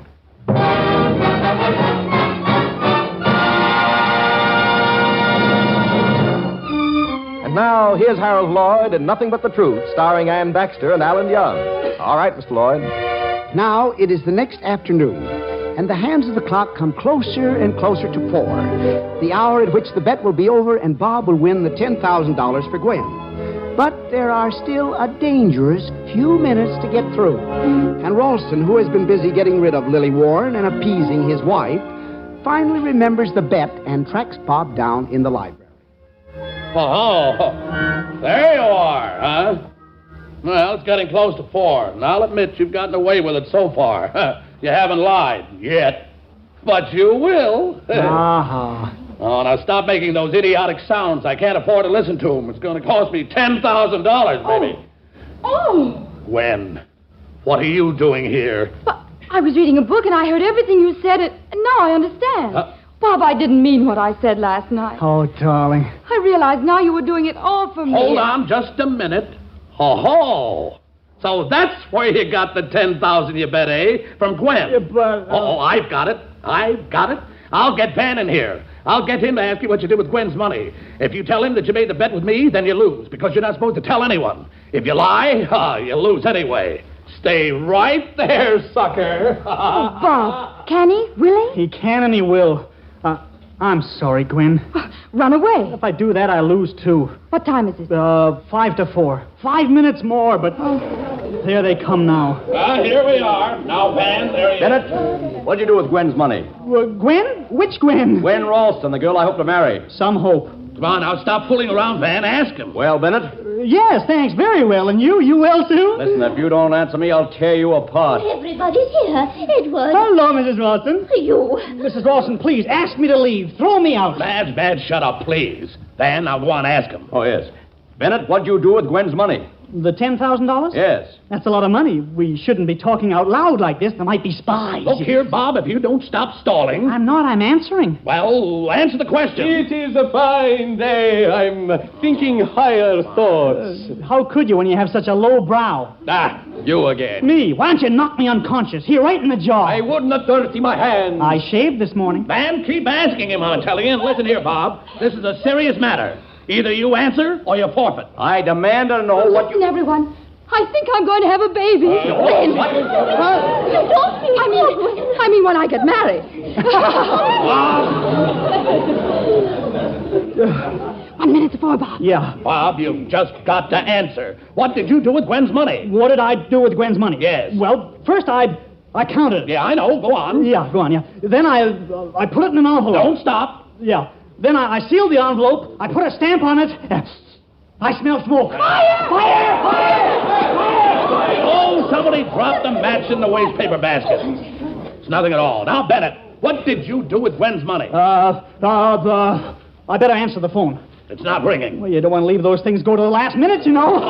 10 seconds, Bob. Yeah, 10 seconds. Well, I took the envelope. You really want to know, Mr. Ross? Yes, of course I do. 1, 2, 3, 4. Then I made a bet of $10,000 with you that I'd tell the truth for 24 hours. And I have, so I win. Oh, no, you don't. Why not? It's 4 o'clock. No, it is not 4 o'clock. That clock is past by 10 minutes. How do you know? Because I pushed it ahead this morning. So it isn't 4 o'clock yet. And you told about the bet already. Therefore, you lose. Oh. Father, that isn't fair. There's nothing in the bet against it. So I lose after all. Oh, Edward, did you want the clock to be fast? Why, what do you mean? Oh, because when I noticed the clock was fast at lunch, I set it back. Did I do wrong? Oh. Then it really is 4 and I've won the bet? Mrs. Ralston, you did absolutely right. And I love you with a great love. And I think your dresses are absolutely exquisite. Even more, I think you're beautiful. Will you be mine? Oh, Mr. Bennett. Excuse me, I mean your daughter, Gwen. Oh, Bob, did you really mean it when you told me you love me and like to kiss me and intend to... Gwen, don't say any more. That is, not until we get a license to say it.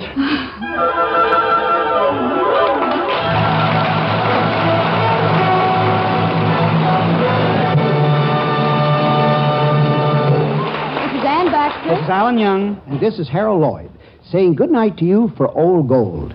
And I hope that you'll be with us again next Sunday evening when the Old Gold Comedy Theater presents Fred Allen and Portland Hoffa in The Show-Off. See you then.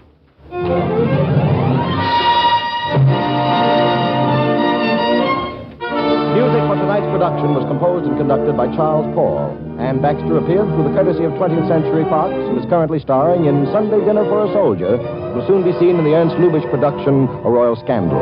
Alan Young, who can be heard every Tuesday evening over another network, appeared through the courtesy of Bristol Myers Company. Now until next Sunday night, this is Ben Grauer saying good night for Old Gold.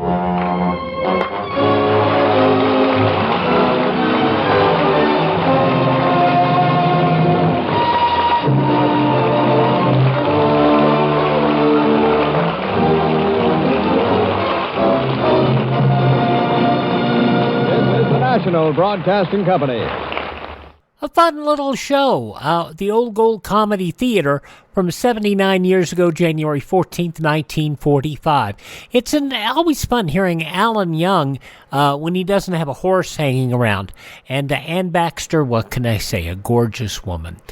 Coming up on Monday's Classic Radio Theater, we hit the crime drama, The Adventures of Philip Marlowe, starring Gerald Moore, an episode of the West Coast program The Whistler, Inner Sanctum Mysteries, Casey Crime Photographer, and of course another episode of Lum and Abner. That'll be coming up on Monday. Right now, Say the Secret Wide, Groucho and You Bet Your Life are straight ahead on Classic Radio Theater with Wyatt Cox.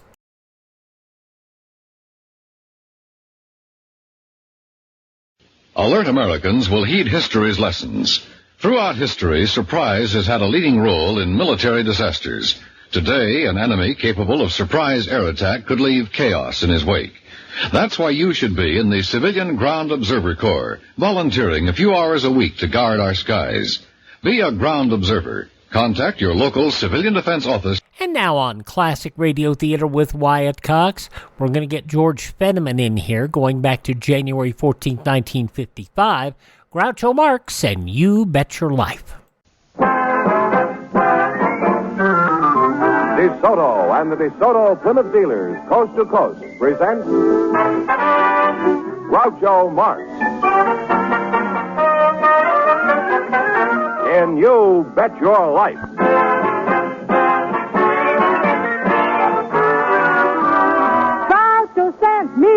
see the new DeSoto. Groucho sent me, and I love to drive this car. It's long and low and roomier, so handsome you can see. It's powerful, and I'm so glad that Groucho sent me. Listen to him when you hear Groucho say. Go drive the new DeSoto at DeSoto Plymouth dealers today. And now, here he is, the one, the only...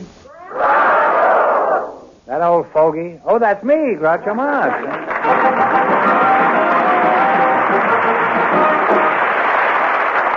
Well, here I am again with $2,000 for one of our couples, and if any of them say the secret word, the duck will fly down and pay him $100. The word tonight is spit-bat. Well, I'm a dirty bird. And you look like George Goebel. Scram, Duck. Mr. Fenneman, on with it, huh? Oh, Groucho, Mrs. Floretta McCutcheon, Mr. Frank Father are waiting to talk to you. Suppose you come in, please, and meet Groucho Marx. Welcome to the DeSoto Plymouth dealers. Say the secret word and divide $100. It's a common word, something you see every day. Floretta McCutcheon and Frank Father, eh? Mrs. McCutcheon? May I call you Floretta, Mrs. McCutcheon? It's a pretty name, and I like to get friendly early. Well, most of my friends call me Mac. Oh, okay, Mac. How old are you, Mac? 66 years. I wouldn't have dared to ask Floretta that question. 66, with your very bouncy-looking 66, Mac.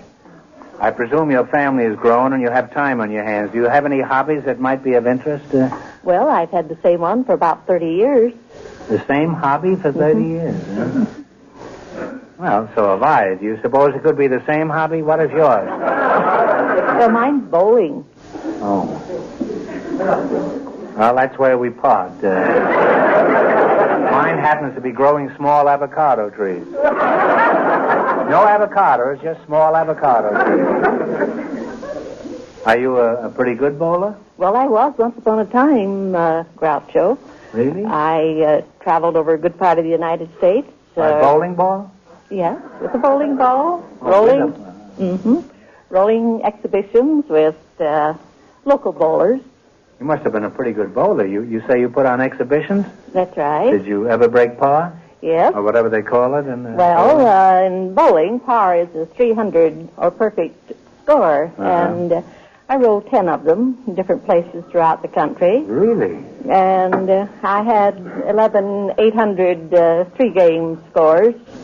And I had an all-time average for 8,000 games of 201 for the 10 years that I gave exhibitions. You're the Jack Dempsey, Ben Hogan, and Babe Ruth of bowling, huh? Give me your hand, Mac. I want to shake hands. Do you ever bowl yourself? Yes, I didn't bowl myself. I used a ball. I tried it myself. I never could get down the alley. I was always in the gutter, even when I wasn't bowling. Mr. Father, that's you? Precisely. You're Frank, huh? Frank? That's right. Frank Father, huh? Something like Frank Footer, isn't it? That's right. Well, I thank you not to be too frank on this show. You can be earnest, but in television, there's an unwritten law that nobody is ever frank. No, brother. No. Now that we passed that hiatus, where are you from, Frank? I come from Italy, a small town called Comiso. Are you married, Frank? That's right, I am. You are married, huh? Well, where were you when the trap was sprung? In other words, where did you meet your wife? I met my wife in Italy. She was a tourist at that time, and... Tourist? That's right. Oh. What was your reaction to this American girl the first time you saw her? Do you remember? Was love at first sight. My hat was on fire. Your hat was on fire? I thought over there they wore a beret most of the time. Mm-hmm. Why didn't you take your hat off if you were wooing a girl? So, and you choose to ignore this, is that it? What sort of work do you do, Frank? I am a barber in the Knickerbocker Hotel here in Hollywood. You're a barber at the Knickerbocker? Oh, I had a close shave at the Hotel Knickerbocker one night. That's another story, which I don't care. Well, how are you getting along with your wife, Frank, after that romantic courtship? Do you ever have any arguments? Well, once in a while we do, especially when I look some other woman, she doesn't like the idea. On Sunday, you take a ride to someplace, and you, by accident, you look someone, and then we start to fight on this. Is she driving while you're casing the sidewalk? I just look at him. Now, who wins these little spats, you or your wife, when you have a... Ursula, I have the last word. You have the last word, I'm sure you do. And what is the last word? Help? No. She says, shut up. And I say, all right.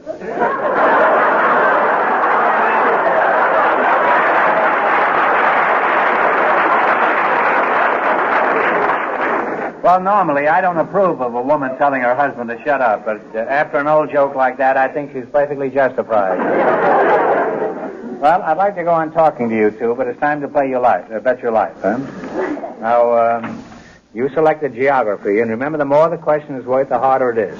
Now, what do you want to start with? $70? All right. $70. $7? 70. Oh, $70. 70. Oh. What, $70, what formerly was known as the Sandwich Islands? Sandwich Island. Talk it over. What's it again? West Indies? West Indies? Western Indies? No, it's the Hawaiian Islands. Well. Lost half your $100, you now have $50. That's where the Earl of Sandwich invented the sandwich.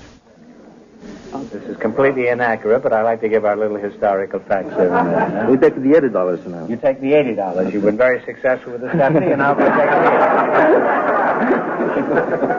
80. Okay, what country is directly south of Denmark? Sweden. No, I assure you can tell from the groan by the audience that it's Germany.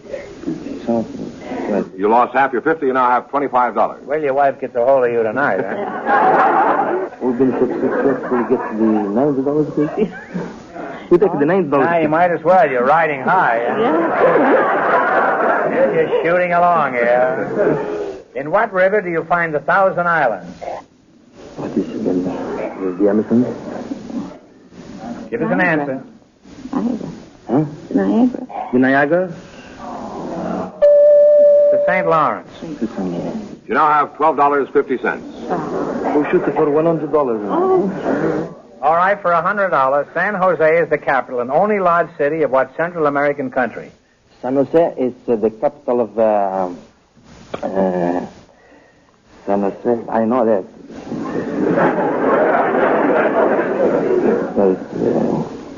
Costa Rica. I sure thought you were going to say Australia, but it's Costa Rica. And you wind up with $112.50. Well, thanks and good luck to the Soda Plymouth dealers. I'm glad you won that last one.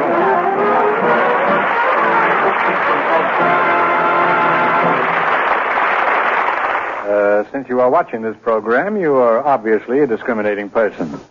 Now then, what's some other discriminating people? This is the Beverly Hills Hotel, one of the smartest of America's smart gathering places. And this is the smartest of the smart cars, the new 1955 DeSoto Fireflight Sportsman. DeSoto symbolizes the exciting forward look, with motion expressed in every line. And notice the dramatic color suite that accents its beauty. The new DeSoto's beautiful inside, too. Rich matelassé, genuine leather, and luxurious nylon woven with silver metallic threads. But to really know this car, you must drive it. So flip the flight control lever and go. Then you'll really appreciate the new DeSoto. You'll love DeSoto's big wraparound full vision windshield. It gives you the best front and side visibility of any windshield.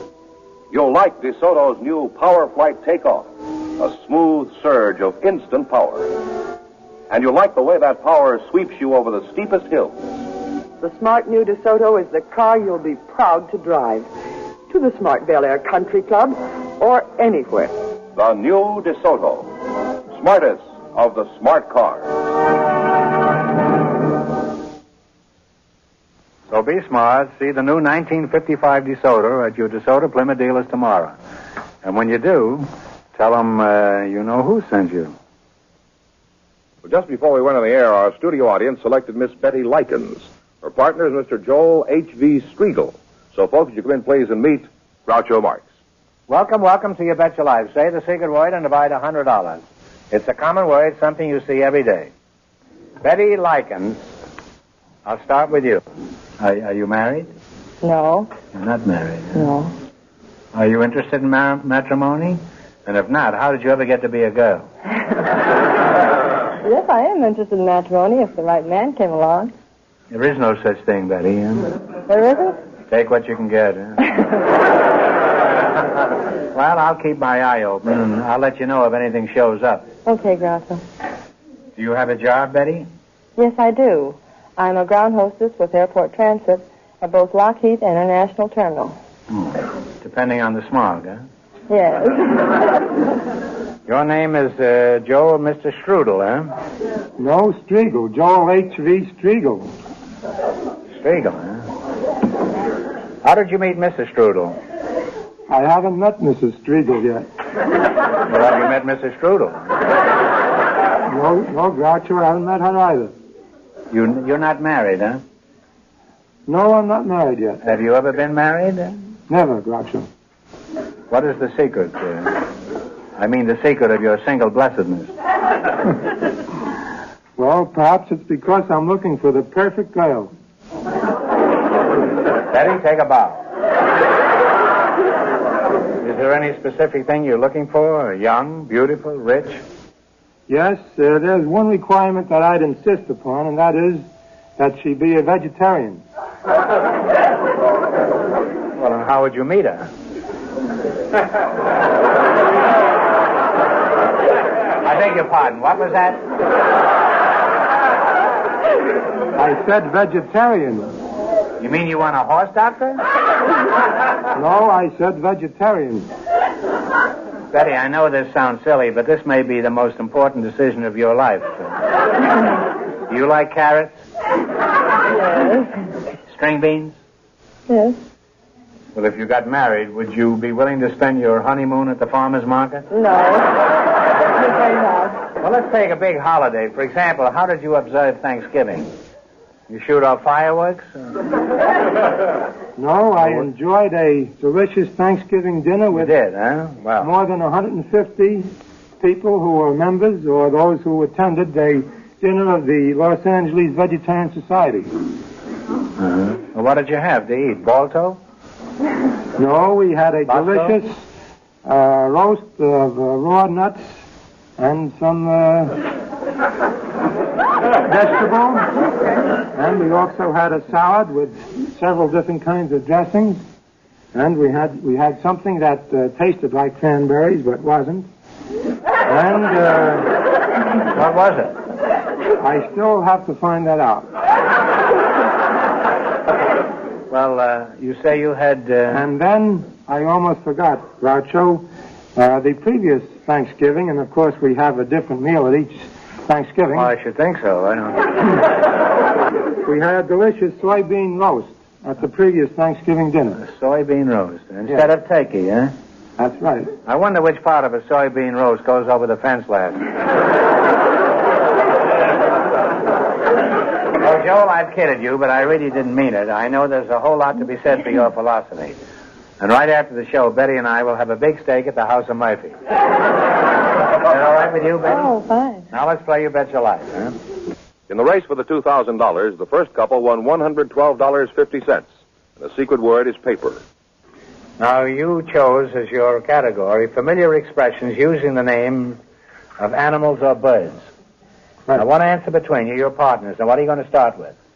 The $50 question. $50. What is the expression using the name of an animal or bird that means a compartment in a desk used for the storing of papers? Pigeonhole, wouldn't it be? Yeah. Pigeonhole. Pigeonhole is right, yeah. You now have $150. Now, what do you want to try? 70. 70, all right. What is the expression using the name of an animal or bird that means a large barrel or cask? What is a large barrel or cask? Has an animal's or a bird's name attached to it. That is a tough one, isn't it? Yes, it is.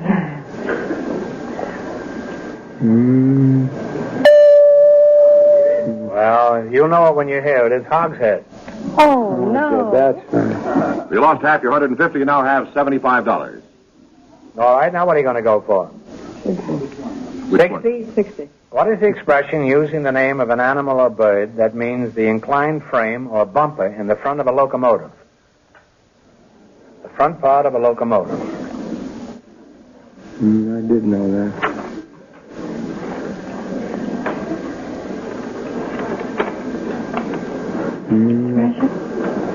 The which? No, it's not that. See, if you weren't a vegetarian, you would know it was cowcatcher. Cowcatcher. Well, here's your last chance to beat the other couples. Now, don't get discouraged. You have $37.50. Now, what are you going to go for?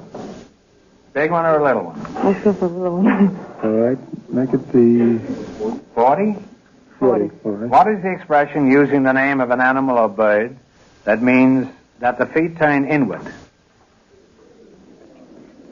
Pigeon-toed, isn't it? Pigeon-toed is right. Pigeon-toed is right.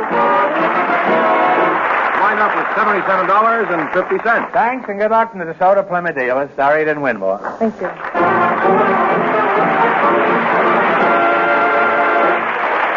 Groucho, we heard about a very unusual couple in town, so I asked them to come down to our show, and they're here tonight. Prince and Princess Anago, would you come in, please, and meet Groucho Marx? A prince and a princess on our show? Well, what do you know? Well, welcome for the DeSoto Plymouth dealer. Welcome to the DeSoto Plymouth dealer. Say the secret word and take home an extra $100. It's a common word, something you see every day. Prince, it's a pleasure to have you here. May I reciprocate my happiness, sir? Well, you certainly may. You realize, of course, I'm just a commoner. You aren't going to jeopardize your royal standing talking to me, are you? By no means. Well, you'll go a long way to find anybody that's commoner than I am. Prince Anago, now, just where do you do your princing?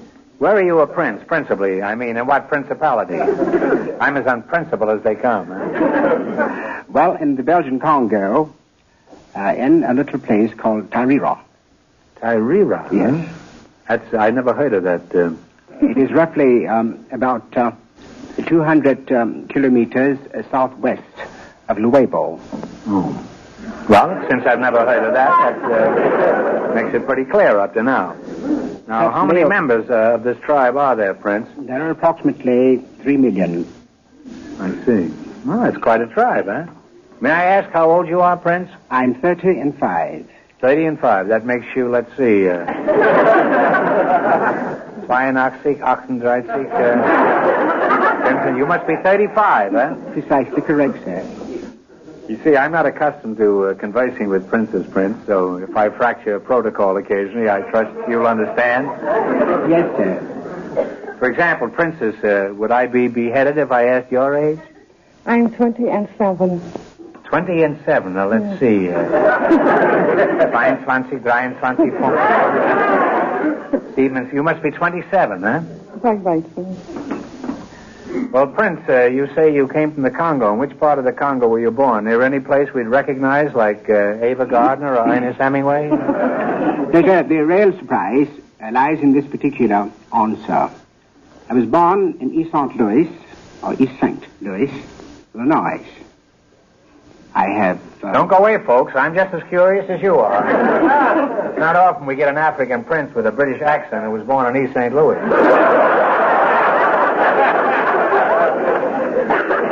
Well, Prince, it's quite obvious that you weren't born to the royal purple in East St. Louis. Suppose you tell us your story, huh? I should be most happy to do so, sir. I was born an undistinguished commoner. So I ran away from home. I went to New York City. I went into Horn & Houghton and applied for the job as a bus boy. About 6 months thereafter, I met a Britisher, and for 3 years he taught me Latin, Greek, and Shakespeare. This was in the automat? Yes, sir. At his home on 72nd Street. Oh. And I read quite a few books, some 200, and to arouse my interest about Africa.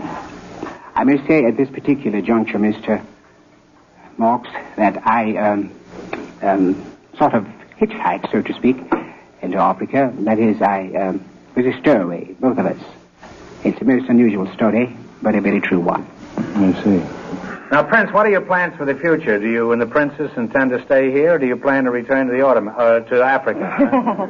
Well, I propose through our native rhythm dancing with the help of cafes, theaters, television, nightclubs, and possibly one of your extraordinary parties. You might one time have the need of us. We have 5 Congo drummers and orchestra. It's a most fascinating thing to see and hear, to get enough money to go back. Could you show us a few steps, Princess? Just enough for us to get the idea? I should be most happy to do so. However, my dignity is displaced somewhat here, and that I do not have my drum with me. Oh, you need a drum. Any tool would do to beat on, since in Africa a drum... What about a screwdriver? Would that be any good? Yes. Have we got a stool or something around here that the prince could use, huh? Will you knock that stool pigeon off there and bring the stool out? Put it over there, George, huh? Good. Now, do you need any music with this, Prince? No, the music comes from my hand, sir. Oh.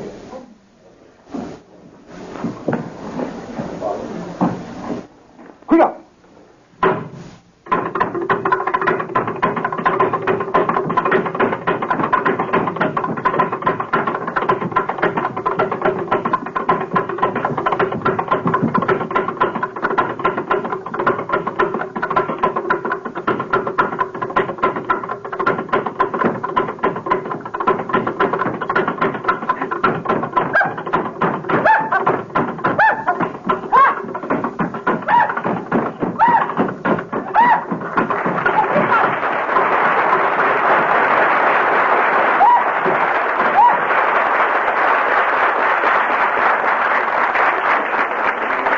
Princess, that was wonderful, and the prince is no slouch with the flamadiddles either, huh? Well, Prince, since you're interested in raising money, perhaps we'd better get down to business. And incidentally, I hope you make it back to Africa successfully and that you can achieve your ambitions there. Thank you. Now, let's play You Bet Your Life, huh? In the race for the $2,000, the first couple is still leading with $112.50. Now, you selected the dictionary quiz, and remember, the more the question is worth, the harder it is. And remember your partners, one answer between you. Now, what are you going to start with? You can start with 10, 20, 50, all the way up to 100. Let us be circumspect, John. 75. 75, no. 70 or 80? 80. 80? Okay. When one state surrenders an alleged criminal to another state, what do you call this legal process? When one state surrenders an alleged criminal to another state, what do you call this legal process? Talk it over. I know the name very well. See. Oh, my word. Well, I'm sorry. It's extradition. Extradition. You know, to extradite someone. Well, you still have $50.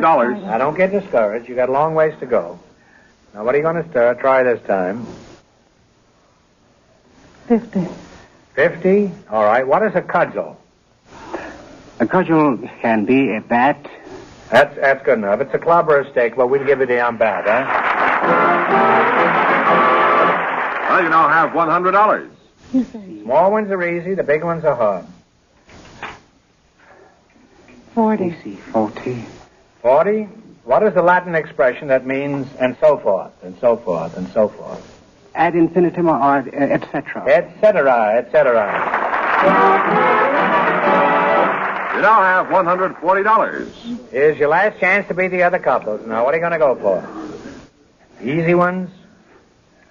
Little money? Hard ones? Big money? What? 60. 60? All right. What is the word for an open excavation where building stone, limestone, slate, or granite is obtained? Where you dig it out of the ground. What is the word for an open excavation where building stone, limestone, slate, or granite is obtained? Where do you get these stones from? Where do you dig them from? An open excavation. A tomb. Oh, it's a quarry. Quarry, yes. And you wind up with $70. Well, thanks and good luck from the DeSoto Plymouth dealer. Sorry you blew the last one, huh?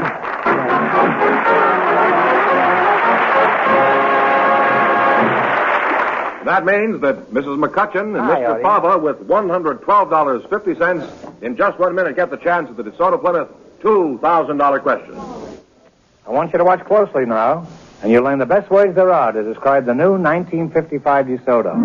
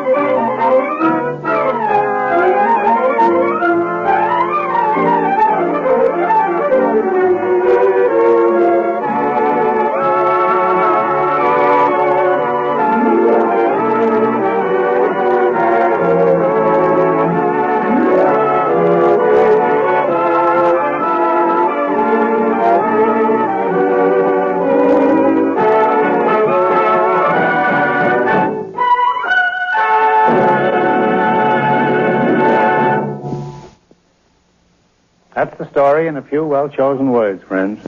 And you can take your choice this year of two great DeSoto V8s. The 185 horsepower Fire Dome at a new lower price, or the new DeSoto Prestige car, the 200 horsepower Fireflight. Both great cars, styled for modern drivers. Stop in and see them tomorrow, and tell them Groucho sent you. Here's a little couple, Groucho, all set for the DeSoto Plymouth $2,000 question. Right in here. For $2,000, tell me, in the poem by Longfellow, who was the sweetheart of Hiawatha? Talk it over.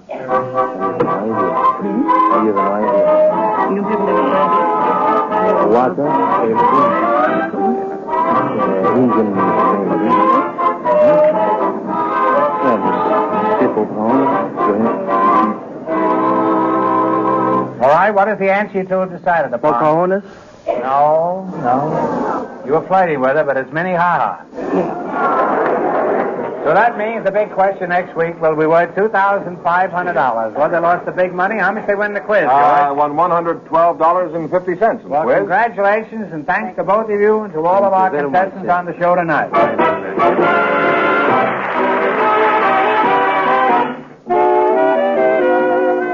Friends, go in to see your DeSoto Plymouth dealer tomorrow. And when you do, tell him Groucho sent you.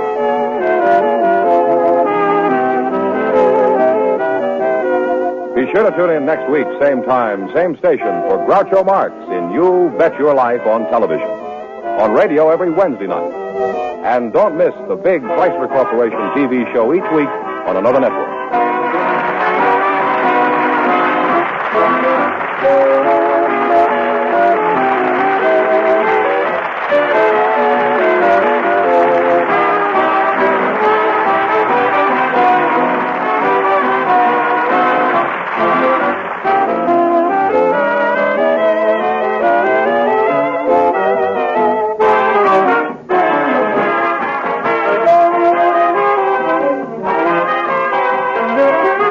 This is George Fenneman signing off with a message from the National Safety Council. Drive slow in rain, sleet, or snow.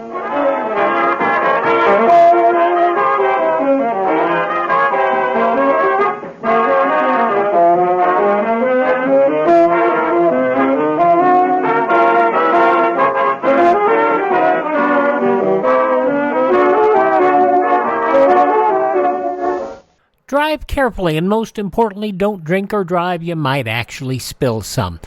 From 69 years ago, January 14th, 1955, Groucho Marx and You Bet Your Life.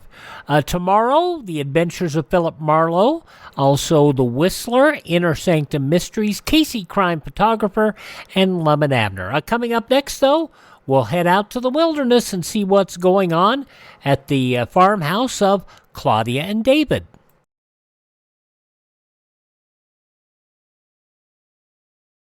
Ladies and gentlemen, last year's traffic death toll was 37,500, a 7% increase over 1950. The National Safety Council believes that the best way to promote safety on the road is for each of us to know and obey traffic laws, to read and heed traffic signs. So be careful. The life you save may be your own.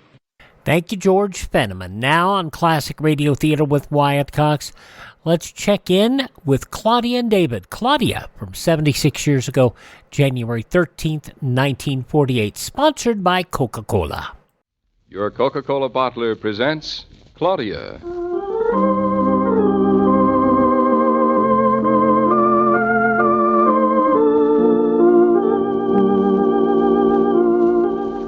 Claudia, based on the famous plays and novels by Rose Franken. Brought to you, transcribed Monday through Friday by your friendly neighbor who bottles Coca-Cola. Relax, and while you're listening, refresh yourself. Have a Coke.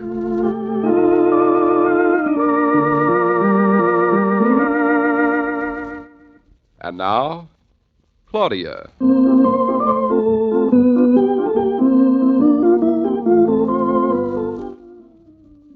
I wonder what's keeping that wandering farmer you married. He isn't a farmer yet, thank you. He better be. He'll have to bring home a new chicken if he doesn't hurry. He'll probably just bring home the other half of the ticket he almost got the last time he went driving. Just because you're not along, I suppose every state trooper between here and Boston will be waiting to pounce on poor David. He knows we're waiting, and he's probably in a great hurry. That's just when you get tickets. Hurry? He's probably dawdling along, pretending he's driving a tractor. Is driving a tractor very hard, Mama? My experience with them is limited, but offhand, I think I prefer a Rolls Royce. I think I'd prefer a Rolls Royce, too. And it wouldn't even have to be a Rolls Royce. That's not very lucid, but it's perfectly clear. David didn't say anything about tractors last night. Does every farm come with a tractor? Well, some come with mules, I believe.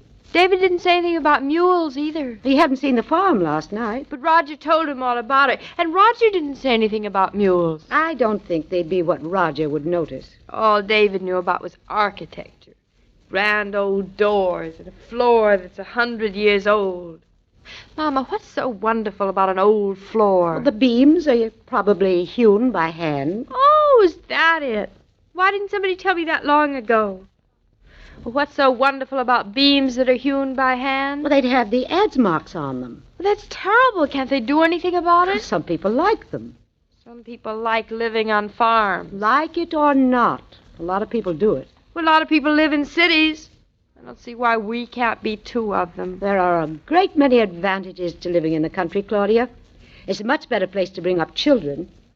You seem to be planning a lot of that. I do see what's wrong with the city for bringing up children. I was brought up in the city. Then there's a feeling of permanence, a pride of knowing where you belong, the dignity of owning the land you walk on, and the satisfaction of putting back into the earth more than you take out. You're a fine one to talk. If it's so grand, why didn't you try it yourself? I might have. You mean you and Father... We talked about it. Do you really think you know everything anyone ever talked about? I would if they talked about it to me. You're very lucky to have a husband who talks to you about anything at all. Some men would have just bought the farm and told their wives about it the day before they moved in. David couldn't do that. He hasn't even seen the farm. He has now. I hope he had a good time. I hope he won't be terribly disappointed. If he's disappointed in this one, I'm sure there'll be another. Another? I understand that most of the country around there is covered with farms. Oh, I hope he won't be terribly upset if this one isn't what he thought it was going to be. At least you'll know enough to be disappointed. You don't know how most men get about houses. Nobody told me that either. They think houses are something they were born knowing about, like pocket knives or how to whistle. I can whistle, too. I know, I taught you. Thanks. Most men buy a house, and then after they've carefully installed their family in it, they get the idea that they could have built it much better than it was built in the first place. That must be a lot of fun. They proceed to treat the house as though they hate it. They rip everything apart and try to start all over again from the beginning. Oh, David wouldn't do that. When it comes to houses, your husband isn't a man. He's an architect. Besides, Mama, I don't think David really wants to move up to the country right now, any more than I do. He's just going to look. He's taking an awfully long look. It's a good sign, Mama. If he really liked it, he'd have hurried back to tell us all about it. Well, you better hurry back and take a good look at that chicken of yours. Oh, I practically forgot I had a chicken. Fine farmer's wife you'd make. All right. All right. Well, if it isn't little boy Blue. How are the meadows and the corn? Hello, Mother Hubbard. How's your cupboard? The cupboard is bare, except for one dried-up old chicken. A fine way to talk about your daughter. David, is that you? Farmer David. I can't hear you. I didn't say anything. I'll be there in a minute. I'm just basting the chicken. What are you basting it to? I did hear that, but I'll ignore it. Try and ignore this. Oh, I can't.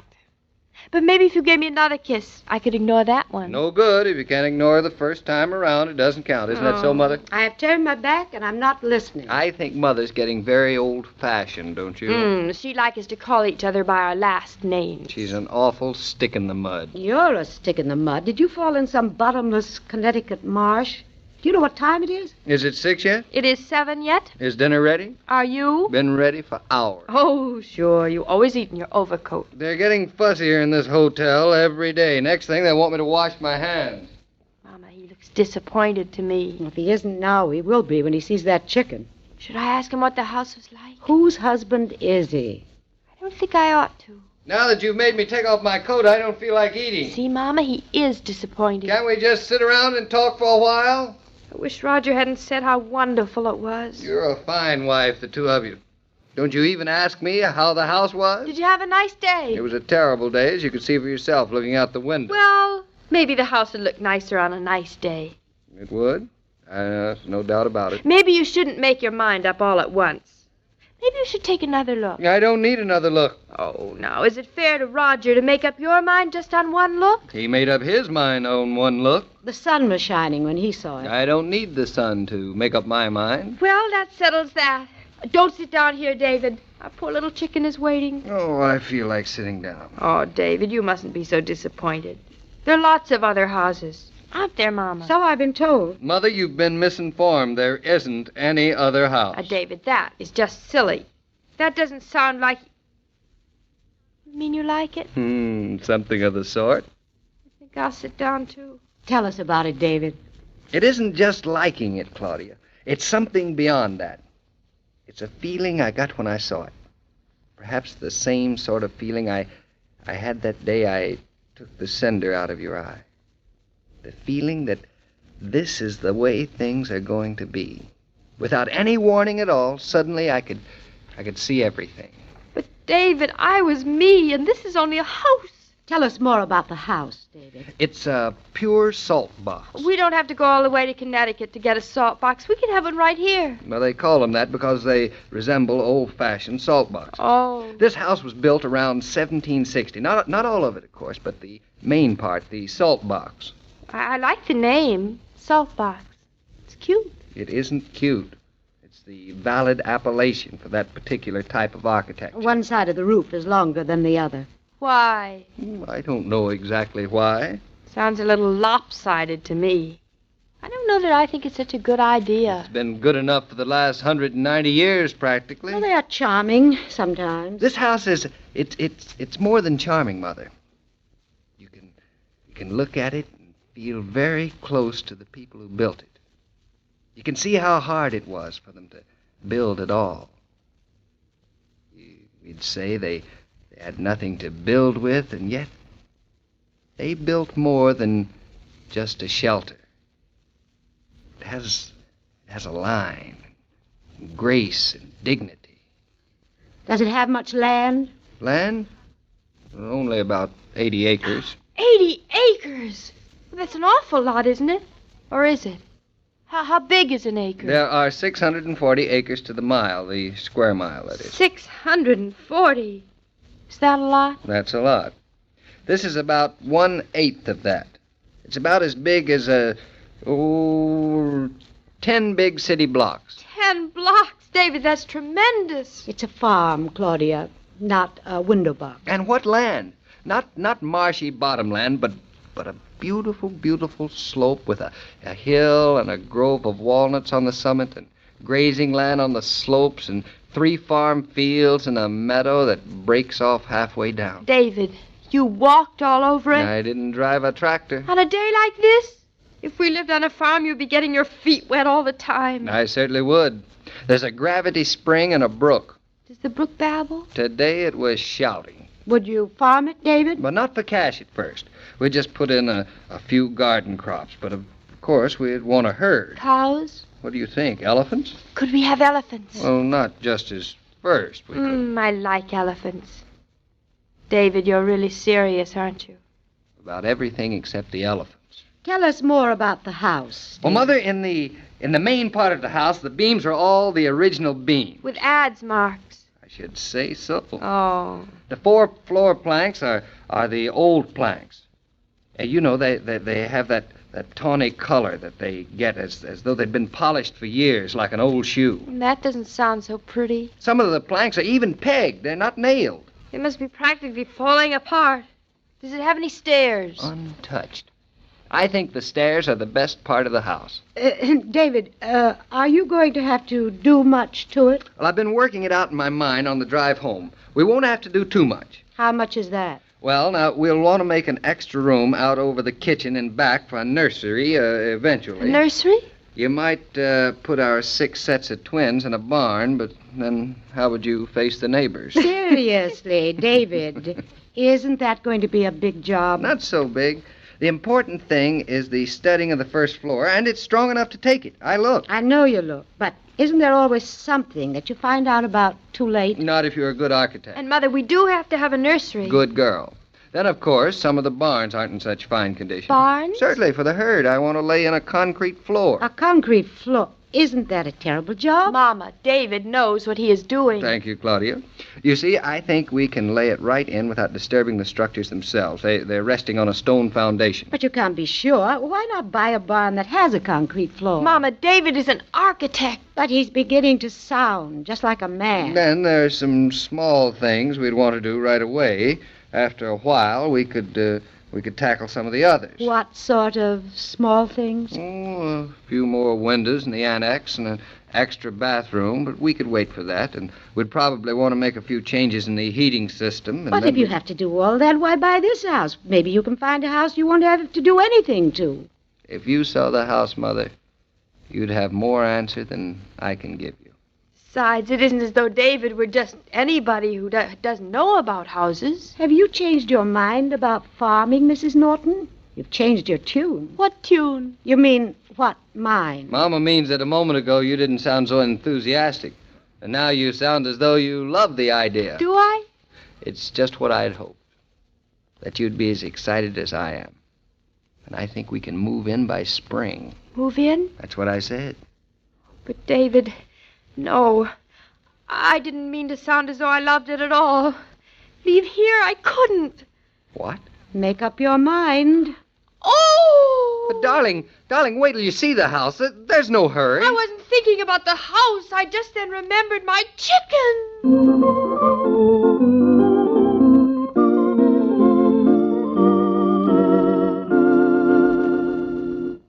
This broadcast of Claudia was supervised and directed by William Brown Maloney.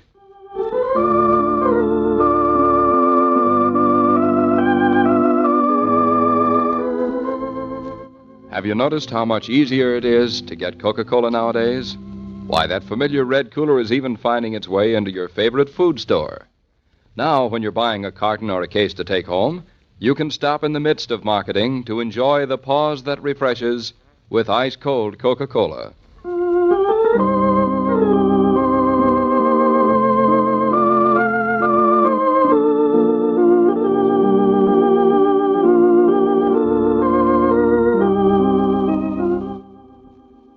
Every day, Monday through Friday, Claudia comes to you, transcribed, with the best wishes of your friendly neighbor who bottles Coca-Cola.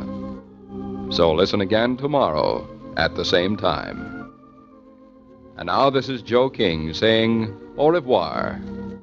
And remember, whoever you are, whatever you do, wherever you may be, when you think of refreshment, think of Coca-Cola. For ice-cold Coca-Cola makes any pause the pause that refreshes.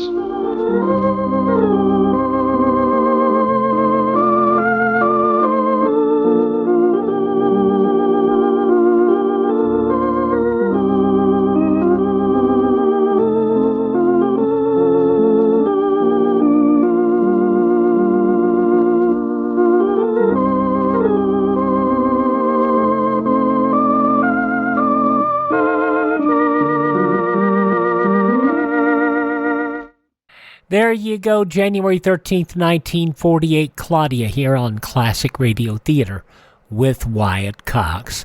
Thank you so much for making us a part of your day. Tomorrow, Crime with Philip Marlowe, the Whistler, Inner Sanctum, Casey Crime Photographer, and of course, Lemon Abner. That'll be on our Monday show. Have yourself a great Sunday, and we will see you next week. Take care.